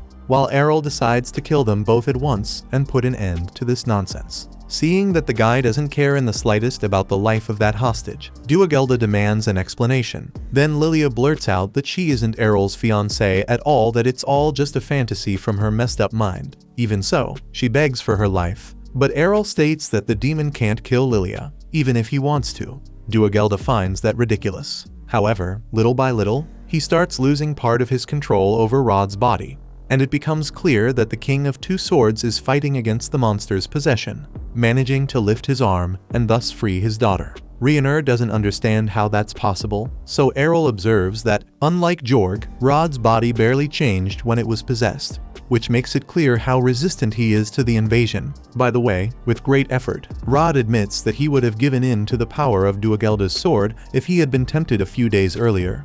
But lately, everything has changed in his mind. Since after meeting Errol, Rod became convinced that anyone can regain their former glory as long as they work hard for it. Fighting to rid himself of the demon's possession, Rod gathers his strength and throws the sword toward Errol. In turn, the classless one strikes the cursed blade several times with the endless break and shatters it into pieces. Sometime later, at the headquarters of the Dragon Fang Guild, Rod trains his soldiers in a not-so-gentle way. Let's just say that his violence as a master is making the recruits only get beaten up instead of learning anything meaningful. Among them is the boy who once set a trap for the group in the dungeon, the same one who decided to join the guild at their invitation. He is terrified of the leader and hides so he won't be seen and end up taking a free beating. Lilia goes to call him out, since he said he was going to get to work. She admits her father has been a bit strict since returning to duty, but still, she thanks Errol for bringing Rod's hope back. Speaking of which, the man asks where Errol is, and the girl laments that the ungrateful guy left the guild, even though everyone knew the two of them were destined to get married. Rionur, by the way, took the same path some time later and never came back. Speaking of the devil, the coachman driving Errol during a trip asks if he's really heading for the countryside, since he's the champion of the Sword God Cup and it's quite unusual for the winners to leave the big city. Errol reveals that he wants to go home because there's nothing left to see in Brescia. Besides, he wants to find out if he has the skills needed to defeat his mother. Hearing that, the coachman laughs and comments that even the champion of the greatest sword tournament is afraid of his own mother. It seems mothers really are the ones in charge of every family. Meanwhile, in the peaceful village where the boy was born, Farah, the princess of the sword, cuts a beautiful rose in her garden and thinks about making a bouquet of flowers to celebrate her son's return. Suddenly, Errol appears behind her and admits that he had been hiding his presence, so he gets a compliment from the woman, who says she only noticed his approach a few seconds ago. Errol says he won the Sword God Cup, and his mother feels proud that he won the same tournament she once did. That said, she steps toward him with surprising speed and tells him to smell the rose. Impressed, Errol realizes he would have already lost if she had a sword in her hand instead of a flower. He acknowledges that Farah can read his mind perfectly, and she replies that of course she can after all, she's his mother. Anyway, if they fight there, they'll destroy the house. So she suggests that they go to the training field behind the mountains. Once there, Farah admits she's dying to see how strong her son has become.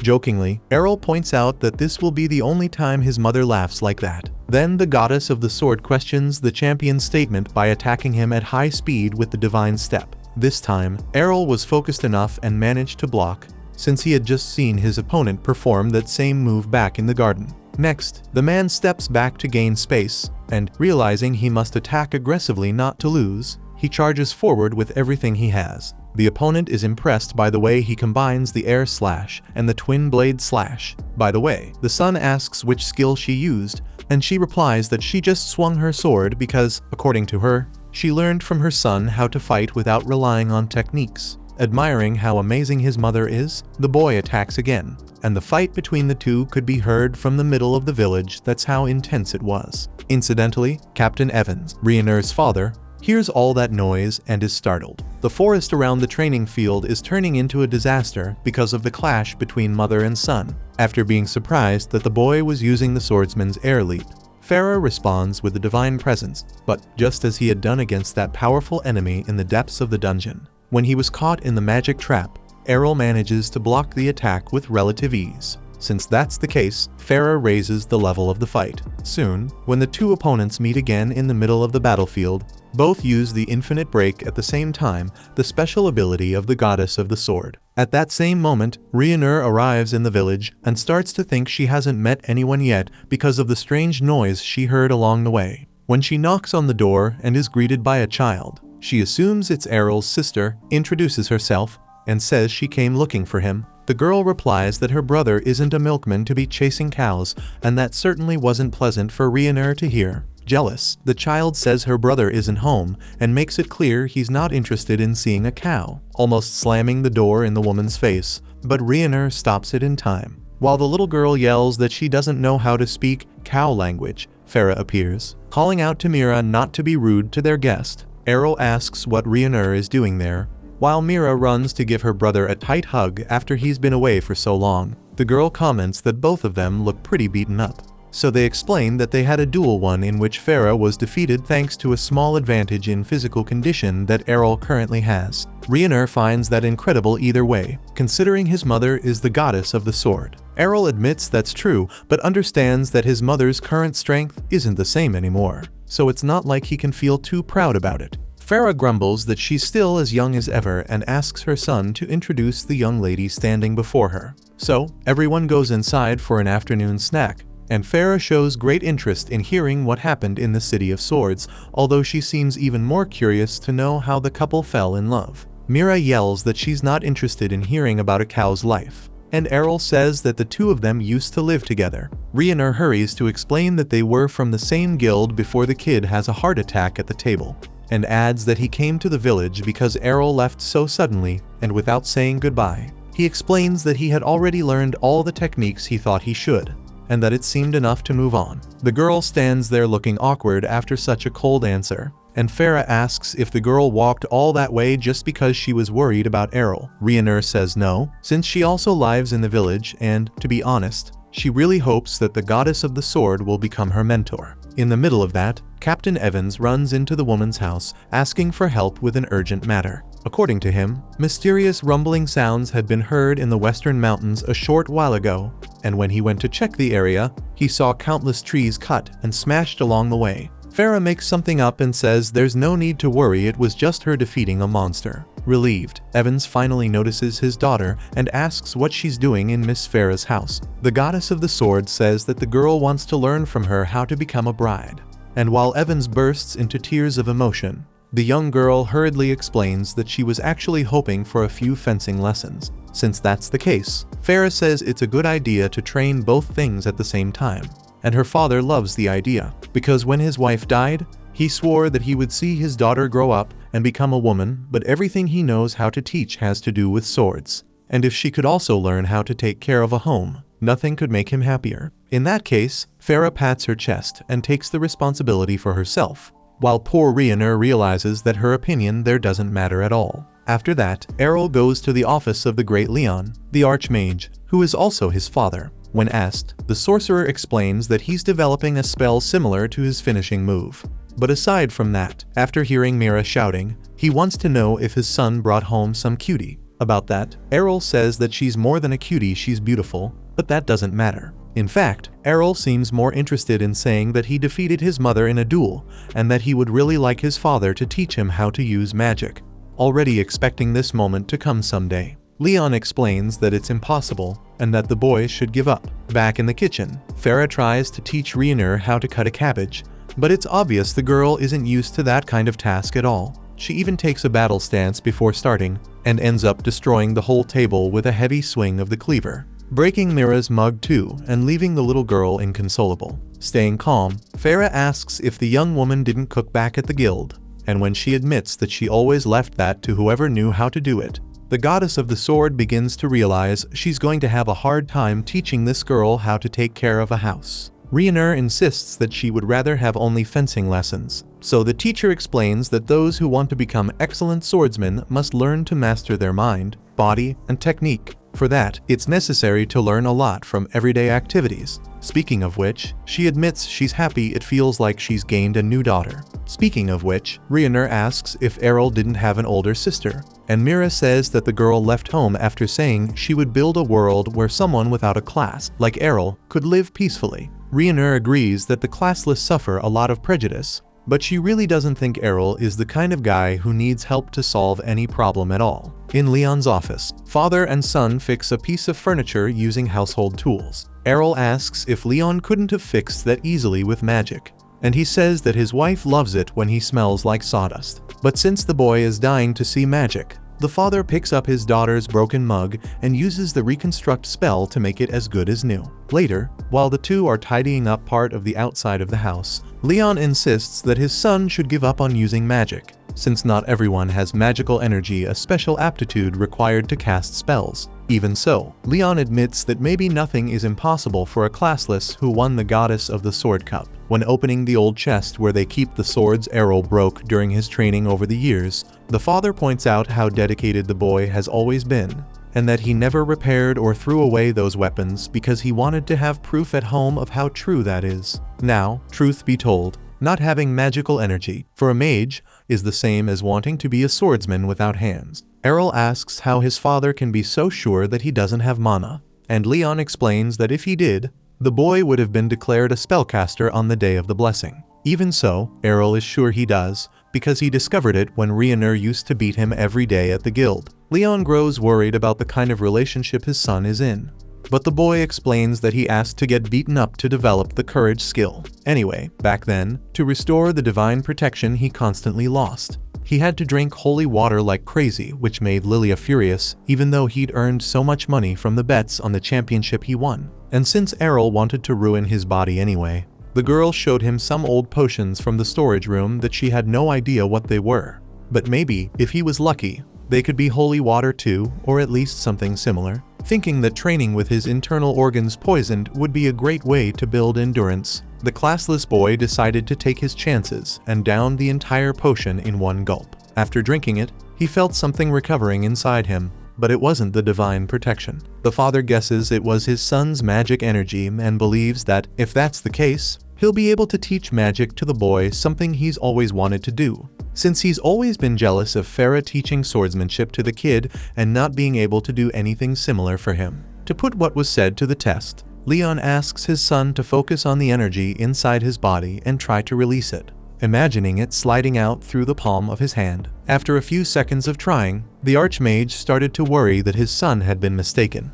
But in the end, Errol managed to release a little bit of magic, though the effort he made caused him to fall backward. Leon explains that his son may have won the Sword God Cup, but when it comes to magic, let's just say he's still nothing more than a baby who needs hundreds of times more energy to achieve what he wants. To accomplish such a feat, there's a long road ahead, with intense training. With tears running down his face, Leon confesses that he never wanted his boy to give up, and that the fact he's always so persistent, even when it seems impossible, is what makes his father so proud of the son he has. Later that day, Errol goes to a shop and drops a large amount of gold coins on the counter to buy all the mana potions available. With that stock in hand, the classless boy devoted the following days to the tireless training of his magical abilities, gradually improving his capacity to cast spells. Considering that his magical energy was quite small, the work ahead of him was enormous. But that didn't stop the young man from staying focused on his goal. 6 months later,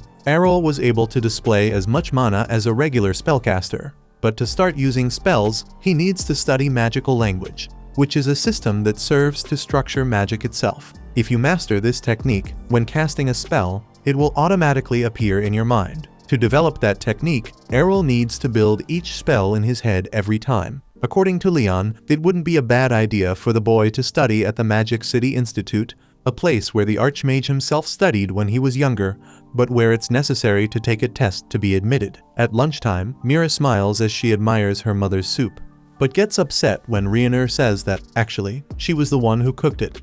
So she starts finding faults in the food for no reason. Farah points out that Rhiannon has become a great cook and swordswoman, while Leon acknowledges that she's as beautiful as she is hardworking. Farah jokes that she's jealous, and Rhiannon likes the fact that this couple is so close. She likes to think that if her mother were alive, her parents would be like that too. To please his wife, Leon conjures a heart of fire that splits into several birds flying in coordinated circles, and that trick increases Errol's desire to train and become stronger.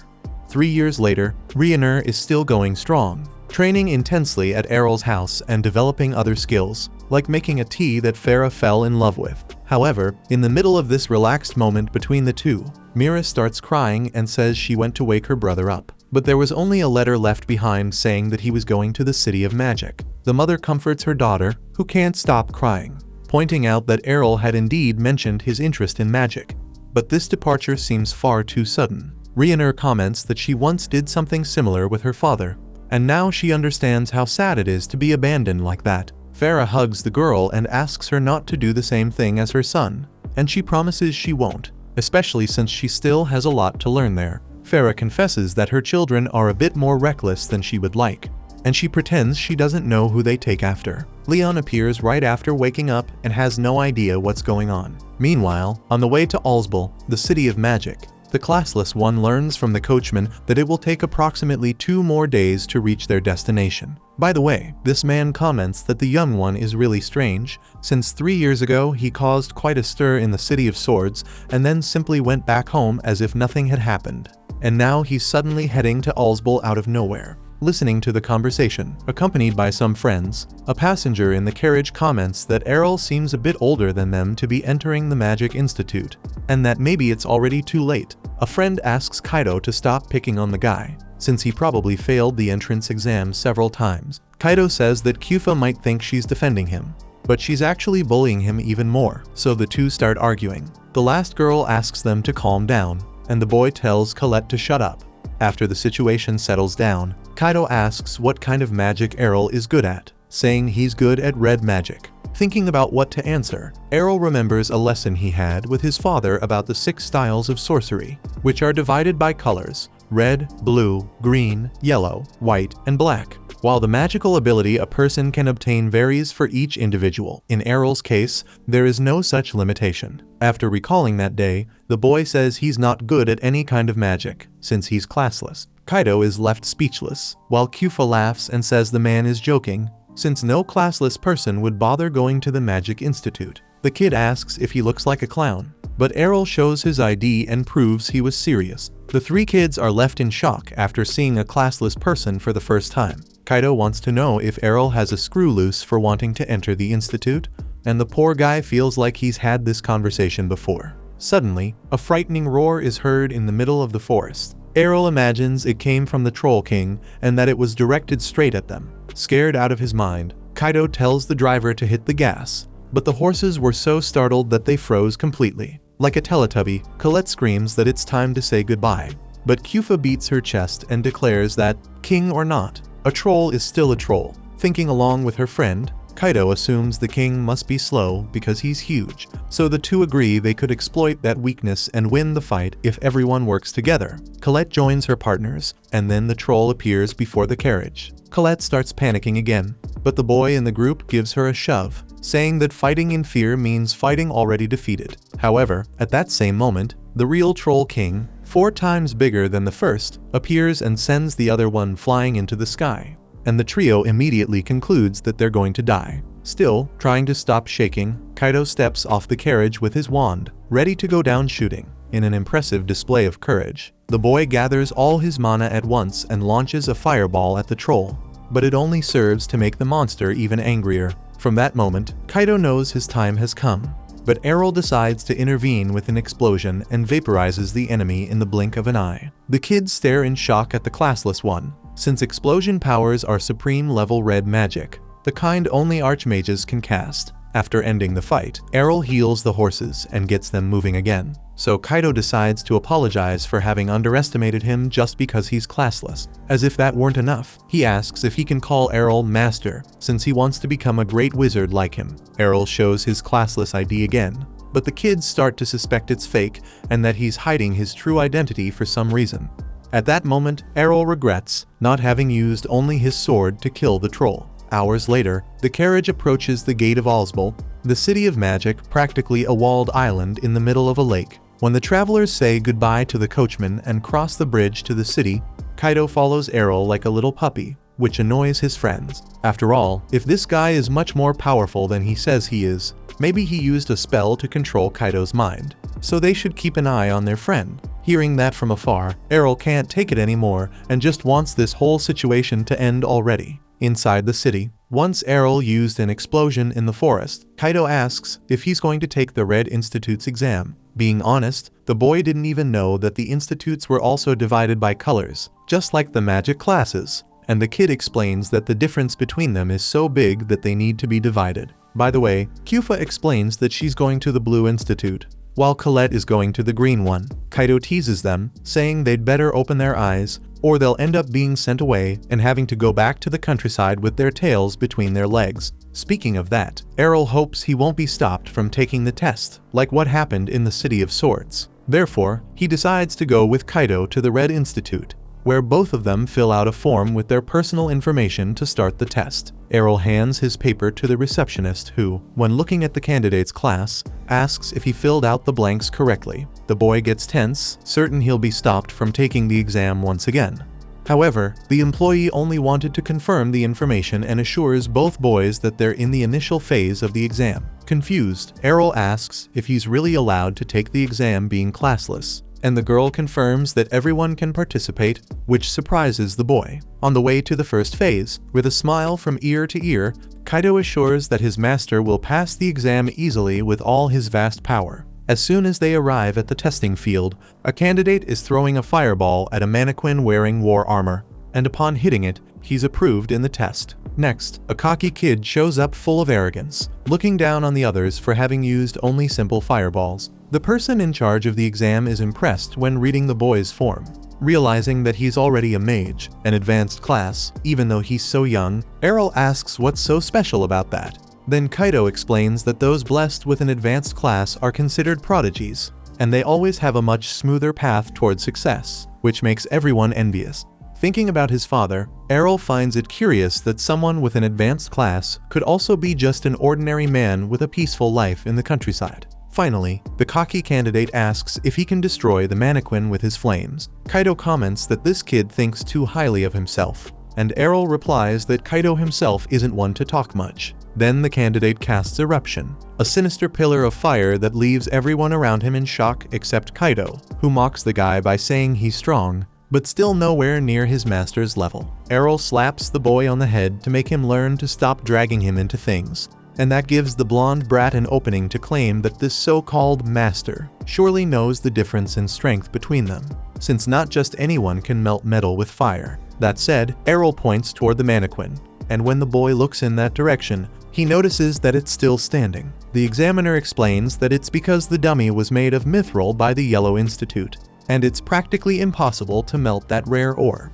Kaido uses this to make fun of the kid again, pointing out that he showed up acting all high and mighty but didn't even do what he promised. Errol gives another smack to the brat's head and steps forward when he's called for his turn. The arrogant boy tells him to prove he's really that good, since he claims to be stronger. Errol replies that he never said that, and then Kaido appears behind him, assuring everyone that his master will show what real magic is. Hearing that, Errol gives another knock on the kid's head and finally positions himself to start the test. Since it's the first time he's doing this against mithril armor, he decides to put extra effort into the spell. He then casts a beam of eruption that hits the armor lightly, but nothing happens. The arrogant candidate takes the chance to mock the attempt and go after Kaido, who's left speechless, but then they're both surprised when the mannequin completely melts. Outraged, the brat accuses Errol of cheating, since eruption doesn't melt mithril. The classless boy admits he tweaked his spell a bit. Instead of using the standard force, he compressed the flames to reduce their spread, leaving the brat speechless after being approved. Errol decides to move on to the Blue Institute. Arriving there, Kufa had just hit the mannequin with a water ball. When she sees him, she asks why he's there, since he had decided to take the Red Institute's test. With no time to answer, he's called for the test, then fires several ice spears that shatter the mithril mannequin into tiny pieces. Next, only the Green Institute remains, where he finds Colette crying in the entrance courtyard. She says she's so nervous her legs feel like jelly, so much so that she hasn't even registered for the test yet. She confesses that, unfortunately, she's the type who gets very nervous when she has to perform. And truth be told, her two friends have helped her a lot up to that point, but since this test is individual, now the poor girl feels a bit lost. Speaking of that, she asks what Errol does to calm down in such tense moments, but he replies that he's never felt that way. In fact, he asks the girl to describe the feeling,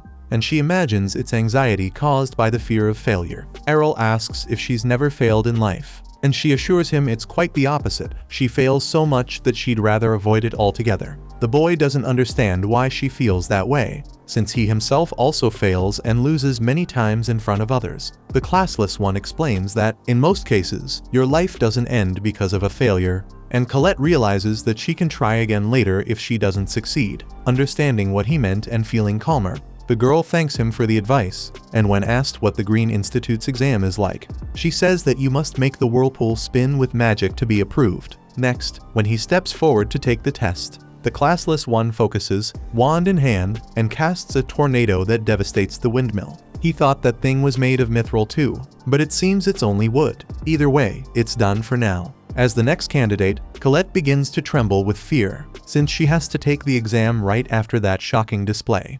However, she looks at Errol and remembers what he said, that failure doesn't determine your life, and that it's almost always possible to try again. Filled with confidence, the girl steps forward and makes the whirlwind spin. After leaving the Green Institute, Errol goes to the Yellow and then the White, and he passes both. Lastly, he arrives at the entrance of the Black Institute and finds it strange how much it looks like a ruin or an abandoned mansion. After walking through the door, he finds a cardboard box with some strange creature hiding inside. Out of nowhere, a visibly agitated woman appears, asking about her dear Gui. Errol says he heard a noise coming from the box, so the woman finds the creature and explains that it's a chimera she created. Then, a skeleton touches Errol on the shoulder from behind and welcomes him. Errol instinctively decapitates the monster, which leaves the poor thing outraged. After picking up her skull and putting it back in place, she explains that she's Latalia, a beautiful member of the Institute's staff. Errol wants to know where the examiner is, and Latalia explains that there's no test to enter there,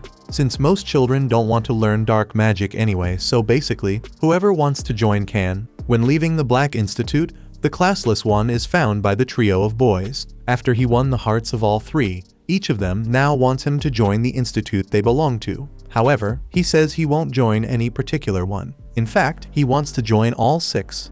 By the way, Errol shows everyone the identification card he managed to get from all the schools. Because of that, they ask if the schools didn't talk to each other about it, and Errol explains that they didn't, since apparently the students' information isn't shared between schools. Now, on the other hand, when checking the school's schedules, the classless notices that there are several overlapping classes because of the excess of courses, but it's important to point out that the minimum attendance requirement is only 20%, and that the main focus of the curriculum is the tests. so he could do well if he gets good grades on those exams. Colette comments that it doesn't make much sense to want to take the test without even showing up to class, since the most recent information isn't written in the textbooks, and that to truly go deeper into the subject, it's necessary to listen carefully to what the teachers have to say. In that case, Errol borrows the boys' notebooks so that he can get around this problem, and they're happy to help. However, the kids ask how he's going to handle the remaining schools, and he answers that the black magic school won't be a problem, because when he checked the school's curriculum and saw that it was just a blank sheet of paper, Latalia said it was fine, since they don't have any classes at all at the Black Institute. From what he heard, all the lessons there are learned by the student alone, whatever that means. Anyway, the white and yellow schools are still left, and since he won't have access to the materials for those courses, the only way is to show up to more classes. That said, Kaido invites his buddy to join him for the first class at the Red Institute. Said and done, the two arrive in the classroom, where the boy gets overly excited about his new life. He asks where they're going to sit, and Errol immediately calls dibs on the back row. Curiously, the cocky kid who picked a fight with them during the exam was also in that class, and even though he had lost all the confidence he had after being humiliated in the test, the brat kept raising his tone, insisting that it's impossible for a mage like him to be inferior to a conjurer like Errol. Errol calmly explains that he isn't a conjurer, nor a mage, and much less an archmage, which confuses the boy's head even more. He no longer knows what to believe about this crazy guy. At that moment, the teacher arrives and asks everyone to sit down so the class can begin. But before that, the cocky student introduces himself as Royce and asks what Errol's class is, since he was the only one, besides himself, capable of using eruption during the exam. The teacher reads in his records that the other student is classless, and that information leaves Royce even more disturbed. With no time for more side conversations, the instructor starts the day's lesson, and Kaido quickly realizes, right on the first day, that he's going to struggle with all this theory and math, a ton of bureaucracy just to cast a single spell. Errol, on his part, is frustrated and bored from receiving such a basic lecture about sorcery, and while copying the material into his notebook, he thinks it would be much more practical if conjurers were blessed beforehand with all this information already memorized. Speaking of which, the teacher explains that many students haven't completely memorized this content, and that the reason they can still use magic is because of their natural abilities. On the other hand, having a deep understanding of sorcery makes life even easier, helping the user understand the best moment to use each type of spell and allowing them to control their mana better. Besides that, as students progress, someday they'll be able to turn their basic spells into more advanced powers. Kaido comments that that's what Errol did, and the classless one is surprised to find out that it was considered an advanced technique, while remembering that his father used to mix and shuffle spells every day as if they were pieces of a puzzle. In the next scene, at a training field, while stretching alongside Colette, Errol concludes that he gave the in-person classes a chance, but none of them offered him anything new. Still, he thinks the Green Institute is quite interesting, mainly because of this practical training where they need to practice flight magic. Colette is surprised that her friend has never done that, considering he's already capable of much more advanced things. About that, Errol explains that he had a rather peculiar education like the day he showed interest in flight magic,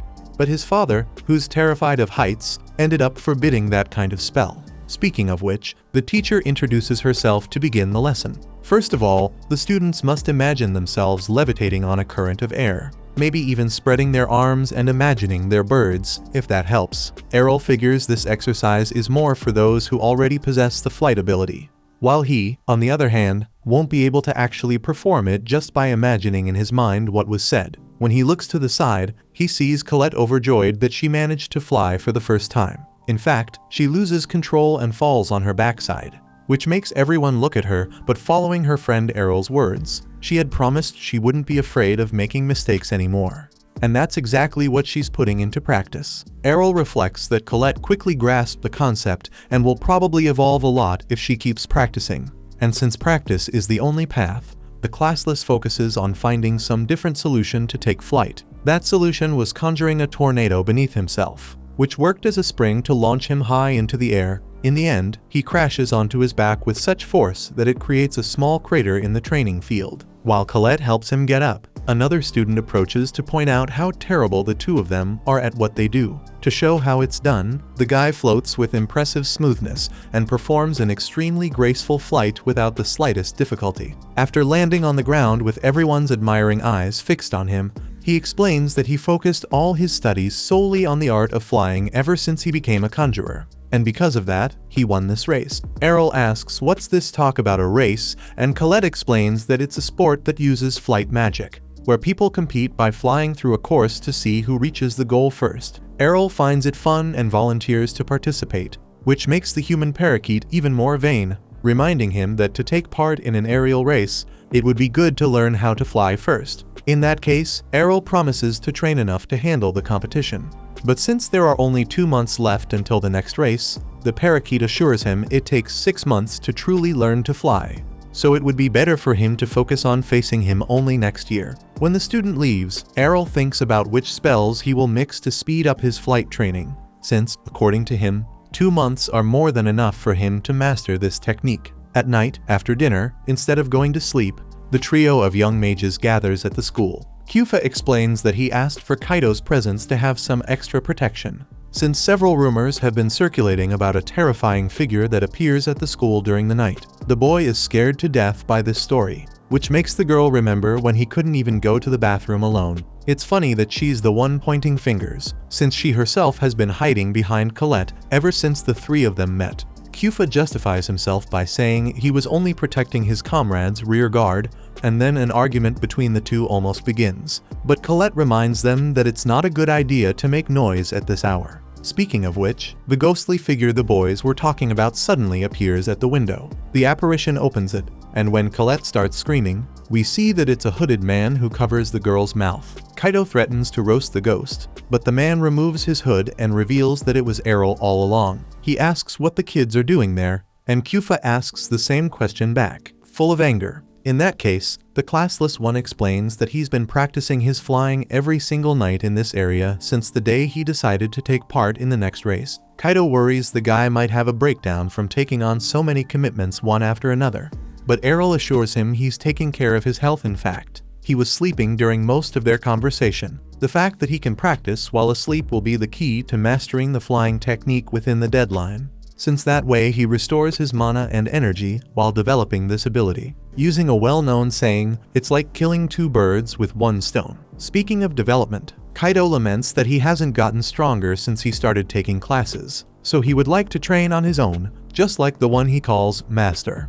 In that case, Errol recommends that the kid first get rid of this bizarre fear of ghosts. Following the classless one's example, Kyufa and Colette also feel motivated to do extra training to reach a higher level. Later, after saying goodbye to the boys, Errol still feels quite awake, so he goes to the Black Institute, where he finds Latalia at the reception desk as always. Excited, the skeleton asks if the boy came to see her, but he only came to ask permission to access the library. Frustrated, she hands him a card and asks which book he came to look for, and he replies that no book in particular. In fact, he's read all the books he has at home, so he thought it would be good to find some new content about dark magic.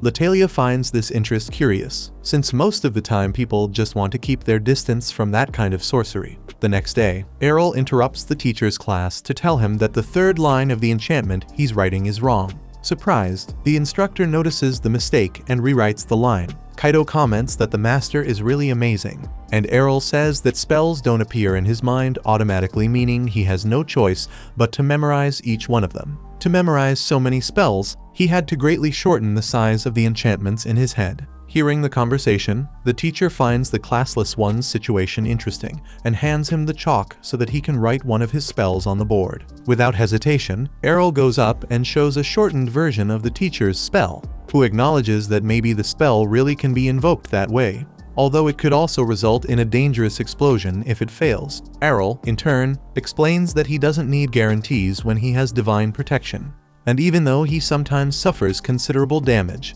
as long as he doesn't die, everything's fine. Recognizing the student's wisdom, the teacher offers him an exam to promote him to the 2nd grade. In the middle of that, Roy steps in to ask if he can take the test too.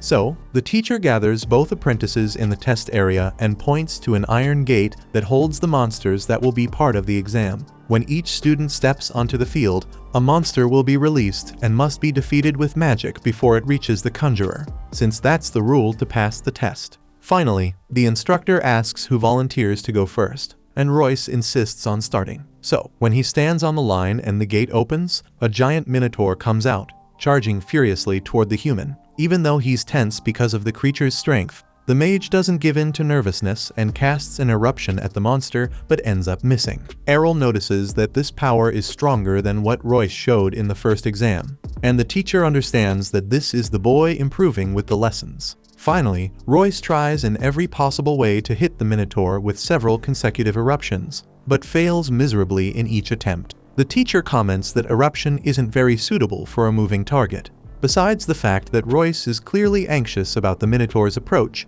which harms his focus and aim. Suddenly, the monster manages to get close enough to attack the boy, but the moment it does, it suddenly vanishes without leaving a trace. Royce doesn't understand what just happened, while the teacher laughs and reminds him that this is only a school, not the Colosseum. After failing, the student painfully feels the weight of his mistake as the teacher points out that it usually takes 2 years for people to actually be ready for a test of that level, and that Royce actually did pretty well. If he keeps dedicating himself for those 2 years, he'll certainly be able to come back and defeat that minotaur. Realizing he's weaker than all the second-year students, Royce understands that the teacher only allowed him to take the test, knowing he wouldn't pass, just to make him realize he isn't as advanced as he thinks. In short, it was like throwing a bucket of cold water on Royce without losing composure. That lesson made him more humble. He recognized his limits and promised to work with more humility from now on. Next, Errol is sent to the field, and the teacher announces that he will release a monster of the same species as the previous one. However, when the creature leaves its cell, the classless boy wonders how on earth this huge thing could be of the same species as the minotaur. In the midst of that, a girl runs in, apologizing to Professor Bacchus, saying there had been a mistake. One of the superior minotaurs had been mixed in with the others for the exam.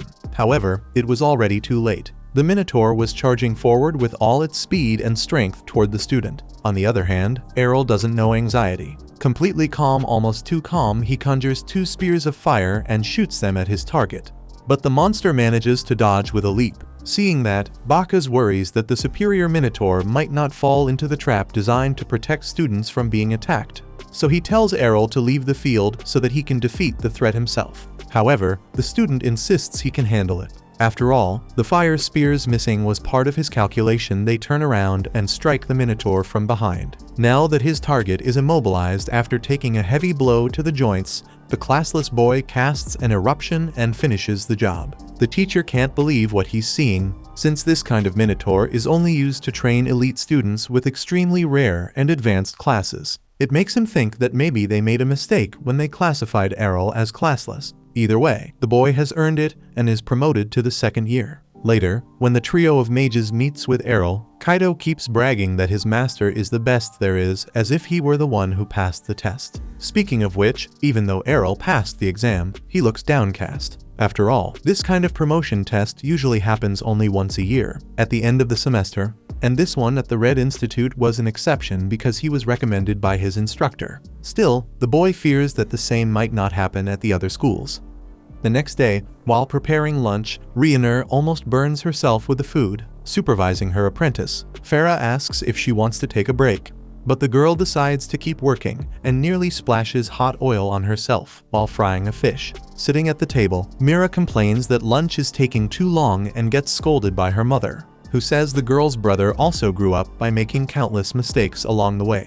Mira replies that her brother has nothing to do with this cow, so Riener, already knowing how to handle the child's temperament a little better, responds that Errol really did go through much tougher training than she has. Speaking of the classless one, he tells the teacher at the Blue Institute that he'd love for her to recommend him to take an early promotion exam, knowing that only the most exceptional students can get that privilege. He asks the instructor to take a look at his blue magic. She, in turn, makes it clear that she will consider the possibility if he starts taking the classes seriously. However, Errol bluntly says that these lessons have been pretty useless to him, and that's exactly why he wants to skip this stage so badly. The woman gets angry, but he explains that he's just at a level above the others, that's all. Since that's how it is, the teacher demands that the student prove what he's saying. So she takes the boy to a proper place to show his abilities, and Kyufa, who was accompanying her friend, can hardly believe that instructor Hengel took the bait like that, considering she's close to becoming a supreme archmage. Likewise, she's worried that Errol has irritated someone of that level. Anyway, Hengel explains the rules of the fight. Physical attacks are forbidden, and whoever destroys the opponent's protection through magic wins. By the way, the instructor tells the student not to complain if he gets hurt, and he assures her he won't, since she brought it up. He wants to know if he'll be allowed to take the early exam if he wins this duel. Hengel questions whether the boy really thinks he can beat her in a fight, and he answers that he'll only know for sure if he tries. Although he thinks he can, Hengel gives a surprised smile and comments that the brat is even more arrogant than she thought. And since he's so confident, it's time to really show what he can do. With that, Hengel summons an ice tempest with air so cold that Kyufa's lungs hurt from a distance. A tornado forms above Errol and leaves a frozen dome behind when it vanishes. Certain she's already won, the instructor teaches the student that the golden rule to winning duels is finishing the opponent with a powerful spell right at the start of the battle. Suddenly, Errol breaks the dome with a punch after protecting himself inside an ice shield he cast before being hit. Hengel is surprised that the classless one defended against her quick spell and acknowledges that he's fast at creating magic. Either way, Errol announces that it's his turn now, then casts ice blades to counterattack. Hengel mocks him, asking if he really thinks he can beat an archmage with a basic skill, then responds with the same technique so their spears collide and destroy each other. After that, she realizes this magic is the boy's specialty, since he used it to pass the entrance exam. However, she warns that she can't be defeated that way, since she's also a specialist in it. In that case, Errol casts ice spears again, but now double the amount. Calm, Hengel does the same, leaving Kyufa freaking out over the strength of these two. Not holding back, Errol summons 100 spears to the rival's left side, 100 to the right, and 100 behind her. Impressed, Hengel thinks that increasing the number of projectiles isn't that hard, but defining their activation point that precisely requires an extremely complex magic formula so complex that not even her spears can compare to what this kid created. Faced with that rain falling over her, she raises an ice shield for protection. And although she thinks conjuring so many spears should make each one weaker, that's not what's happening. Each one hits the barrier with considerable force. Still, it's a basic spell and isn't capable of destroying an ice shield. On top of that, the shards of ice freeze onto the wall, strengthening it even more, accumulating mana in the instructor's favor and allowing her to prepare a powerful counterattack once Errol's offensive ends. However, contrary to what she thought, Errol wasn't anywhere near finishing his attack. On the contrary, everything he was doing was preparing the ground for the final blow. By thickening the ice wall, his idea was to make it impossible to break, trapping Hengel inside. With that done, Errol conjures a gigantic ice spear above the instructor who, with nowhere to run, desperately summons a new ice shield to contain the damage. However, the spear was far too powerful, and it didn't take long before it pierced through the defense, hitting the instructor and giving the victory to the student. Later, Errol and Kyufa tell their friends how the classless one not only won the fight against the Blue Institute's instructor, but was also automatically promoted by her because of it. However, there are still a few schools left to visit, and when faced with that look on his face, Colette knew exactly where he would go next. So she accompanies Errol to the Green Institute so the classless one can ask the receptionist about the promotion test for the second year. But unlike the previous schools, where students need permission from instructors to take the exam, the Green Institute requires the director to authorize it, and unfortunately, the receptionist believes Errol won't be able to bother the director for a long time, since he's always busy and might end up expelling the student if he starts annoying him. The boy shows a bit of impatience and asks if he could prove his worth right there at the reception, and the staff member tells him he's free to go ahead if he wants to get expelled. Colette asks why her companion is in such a rush, and he replies that he needs to improve his magic skills as soon as possible so he can reach the strength of a certain person. In that case, his friend gets an idea. Soon after, Colette takes Errol, Kaido, and Kyufa to the place where the Institute's famous flying race will be held. Kaido even comments that Colette herself could be participating, but she thinks it's still too early for her. Errol regrets that his partner won't be joining, but he's grateful she came up with such a great idea. because as she had said at the institute's reception, this race will be the classless boy's chance to meet the headmaster of the Green Academy, since every year he shows up to hand the prize to the winner. Back at the front desk, the receptionist didn't want to mention that so she wouldn't encourage the competitor, but she emphasizes that this race has about 300 participants. Even so, Errol stated he would win. On the other hand, as the time for the competition approaches, one opponent in particular doubts that very much. That cocky kid, the one who acted like the hottest thing alive when it comes to flying, shows up just to mock Errol, but to his frustration, the guy doesn't even remember who he is. Filled with anger, the brat introduces himself as Skake, the future best in the world when it comes to flying magic. And that's exactly why he'll be leaving this race with a trophy. Errol is sorry to say it, but he declares he'll be the winner. Skake asks how he can be so confident when, 2 months earlier, he didn't even know how to fly. Errol says he trained a lot, but the rival insists that the classless boy could never have practiced more than he did in that time. Finally, the event's announcer declares the start of this year's Mage Cup and explains the race course. It begins at the Green Institute and goes through the city's main gate toward the outside of the wall. Once outside, the competitors must circle the entire wall, passing by every academy, and then return through the same gate to reach the finish line back at the Green Institute. The headmaster is introduced by the host and asks the students to be very careful not to get hurt, and Errol waits eagerly for the chance to meet the man. Beside the headmaster, the event also features Instructor Dummel as the commentator. Today, he immediately draws screams from all the girls when he appears on the big screen, with all his beauty and irresistible charm for the opposite sex. Feeling jealous after seeing Kufa and Colette drooling over the guy, Kaito begs his master to destroy that pretty boy, even though he's not even taking part in the race. Next, the race finally begins, and all 300 competitors launch forward at full intensity. Right from the start, some of them collide with one another and are knocked out immediately. One of them is young Marco, who, after losing control of the steering, forgets to pull the handbrake and crashes straight into the stands, most likely dying from that reckless maneuver. According to the narrator, around 15 students are leading the race at the moment. Among them, of course, is Dione, the goddess of the skies, who has won the last 3 editions of the Mage Cup. On the other hand, a few pleasant surprises promise to go head-to-head with her this year.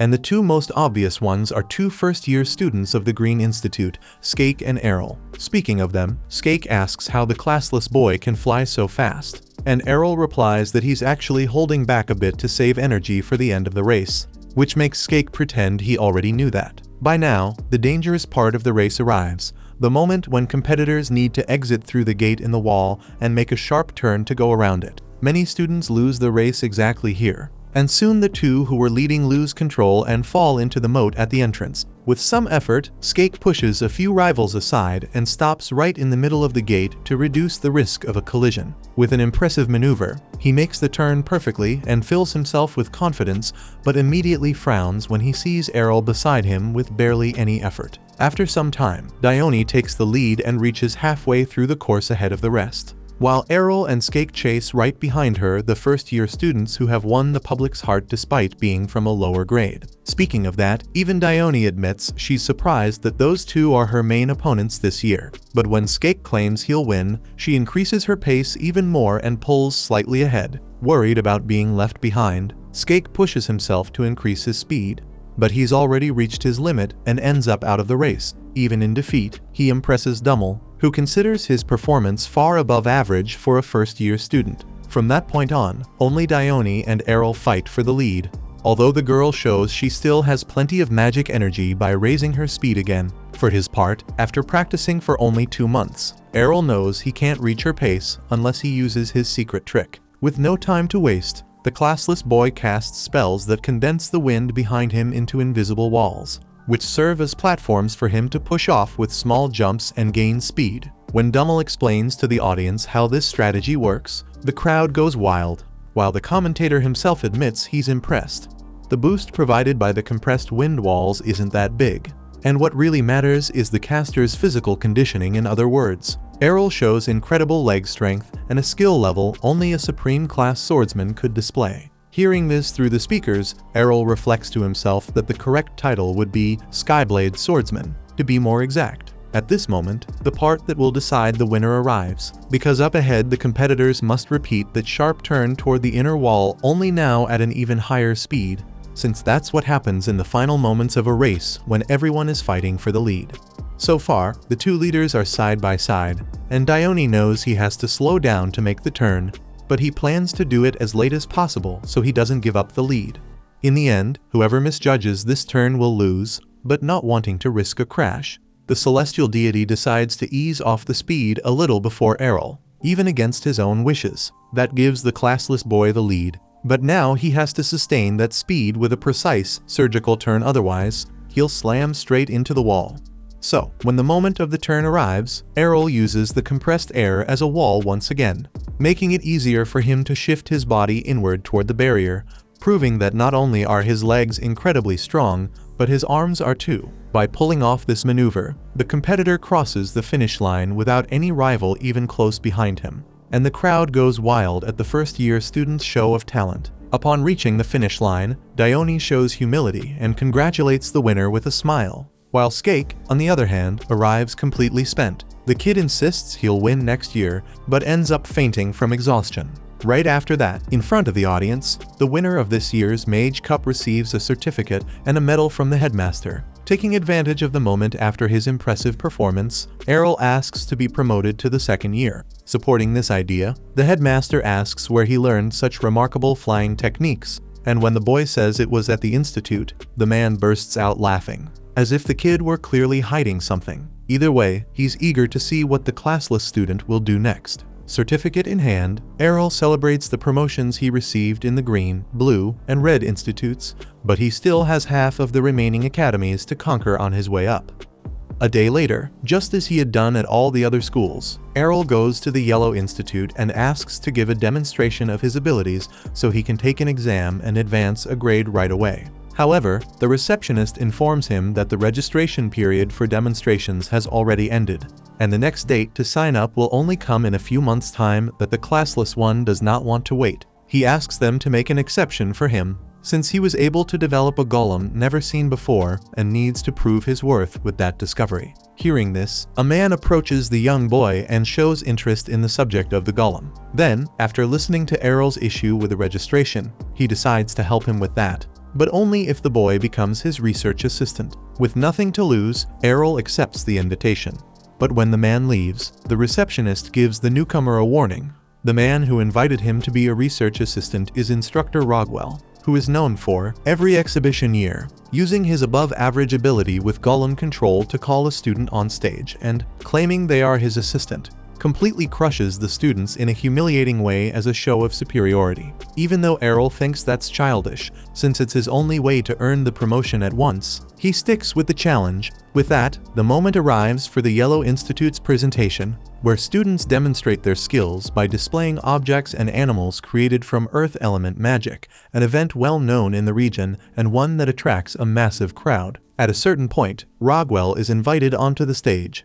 He steps forward beside Errol and announces that it is time to show off their magnificent golems. In the middle of the crowd, Errol's friends hear the murmurs about how that kid beside the instructor will be his newest victim, which worries the boys more and more. Starting his performance, Rogwell summons 4 battle golems, then orders Errol to bring out his surprise. With that, the classless one summons Alpha, a golem apparently made of metal instead of the traditional armor made of earth element, which is the most common. According to the boy, he used alchemy to create the materials and earth magic to make the creature move. The audience shows curiosity about this innovation, although Rogwell laughs. In his opinion, that metal is far too heavy and cannot really be moved with earth magic, meaning there must be someone inside that armor for it to move so smoothly. After saying that, the man removes Alpha's helmet and is embarrassed to discover that it is an empty suit of armor, meaning no one was inside. Since the helmet was too light, the instructor assumes the boy decided to reduce the weight of the protection instead of strengthening the golem,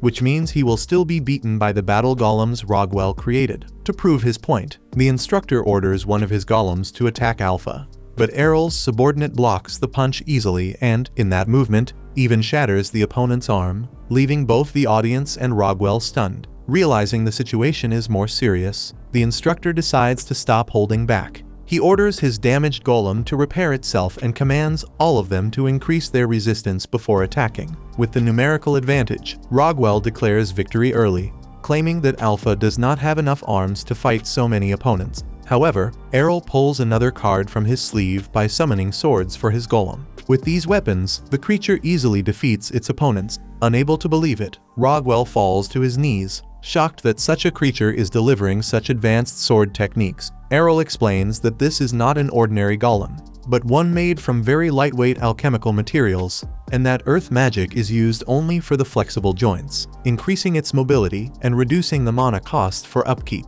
In summary, with his abilities, Errol was able to build a golem stronger than any other, and this is the result of his research. Therefore, he would love to be approved to take the promotion test.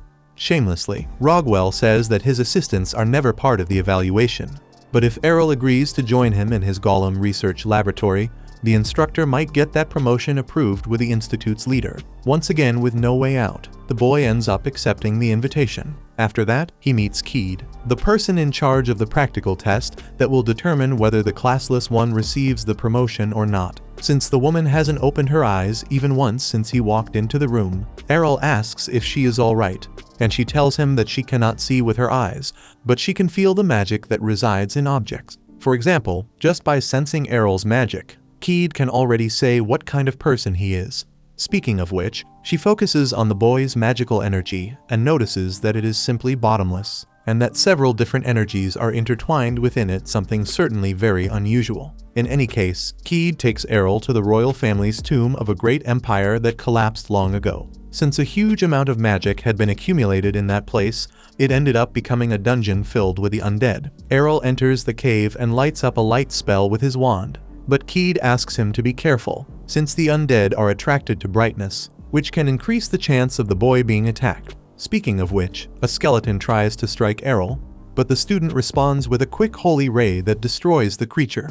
He repeats the attack on several undead along the way, as if he were sweeping dust from the floor, showing that he has no difficulty dealing with these enemies. After he finishes off a bunch of monsters, Keed approaches and, even without understanding how that's possible, announces that the student has passed, since the mission was simply to defeat the skeletons in this part of the dungeon. Now they must return, but she warns him not to keep casting spells in sequence like that, or he may end up without mana. Errol feels that he didn't even use 1% of his magical energy, and he proves it when he hits another undead one that had been hiding its presence with another holy ray. This monster is on a much higher level than the others, since it can even speak and manage to withstand the human's first holy ray. Radiating confidence, the skeleton begins to introduce himself, but Errol fires another holy ray, and the creature starts screaming in despair. When the effect ends and it looks like he might complain, Errol casts a sacred cross and ends the matter. After that, Errol starts walking toward the exit of the cave,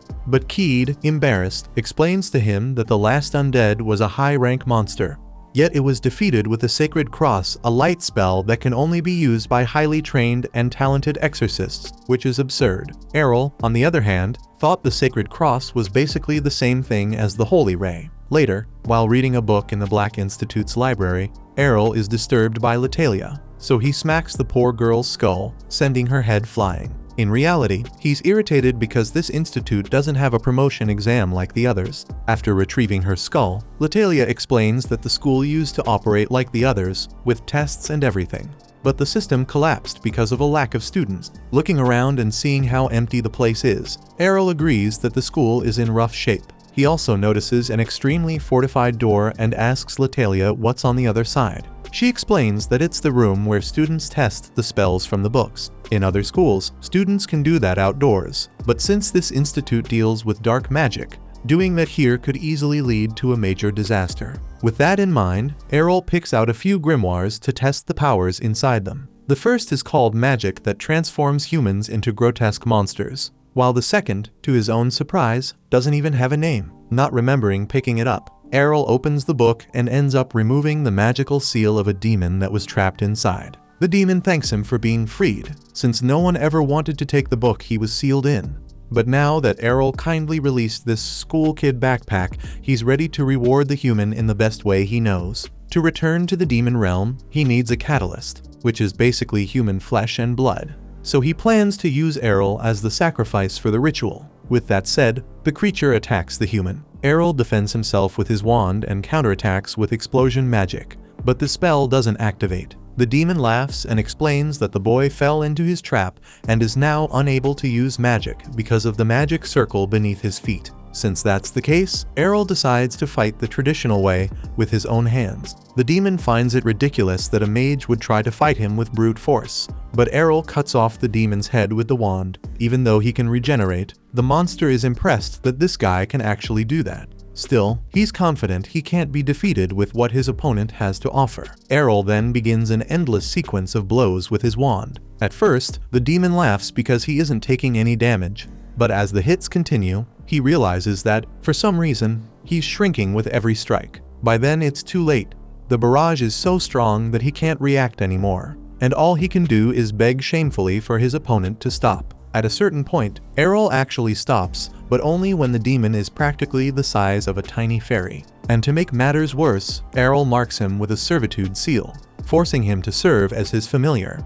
And if he even thinks about rebelling, he'll suffer agonizing pain. Later, Errol meets with his friends again and says he passed the exams of the Yellow and White Institutes, which gives him second-year status at all schools except the black one, for very specific reasons. Changing the subject, Kaido asks who the chubby little guy next to him is, and the creature mutters that the pet is his mother, so he gets flicked on the forehead. Kufa asks Errol to go easy on the little guy, but then calls him the same thing and earns the demon's anger again, only for the girl to grab both his ears at once. Out of patience, Errol tells Maddie to go buy bread for the group's snack. The creature corrects him, saying his name is Mastema, and when he refuses the order, he suffers the terrible pain his master mentioned, so he ends up going against his will. 6 months later, during a meeting with the leaders of the 6 institutes of Alspal, the city of magic, the person in charge presents a spreadsheet with the budget each school will receive next year, based on the number of students and sponsorships each one has,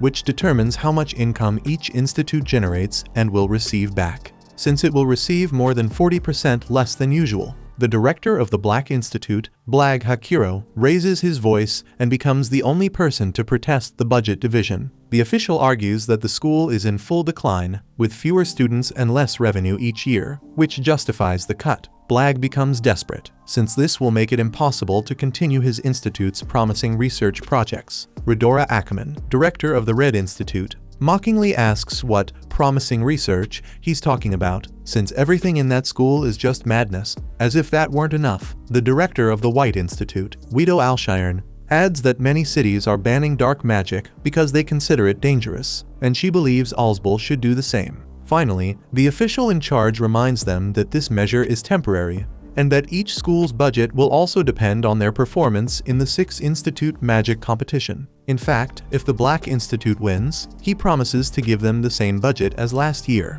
since that achievement could be considered a contribution to the city's tourism. Even so, even if he receives the same amount as last year, Blag knows his academy is still at serious risk of closing, so he needs to take some drastic measure to reverse this situation. As time goes by, the much-talked-about magic contest finally arrives in the city of Alspal, where Errol has been invited to take part in the rookie competition. When they hear the news, his friends start arguing over which institute he should represent, while the classless one doesn't even know if he's supposed to choose only one in order to participate. Maddie asks which one he's going to pick, if that's the case, so Errol explains that the headmasters will have a meeting with him tomorrow to talk about it right when the first day of the rookie competition begins. Hours later, when night comes, Blag Hakiro draws a large, complex magic circle on the floor of his laboratory using nothing but chalk. After all that work, he wipes the sweat from his forehead, hoping this will finally prove the value of dark magic to the fools who refuse to acknowledge its power. To do that, he activates the magic circle and summons Gluttony, the most powerful monster in the demon realm. However, the situation slips out of control, and the creature ends up swallowing the director of the Black Institute whole. Check out these videos appearing on your screen and subscribe so you don't miss the next part.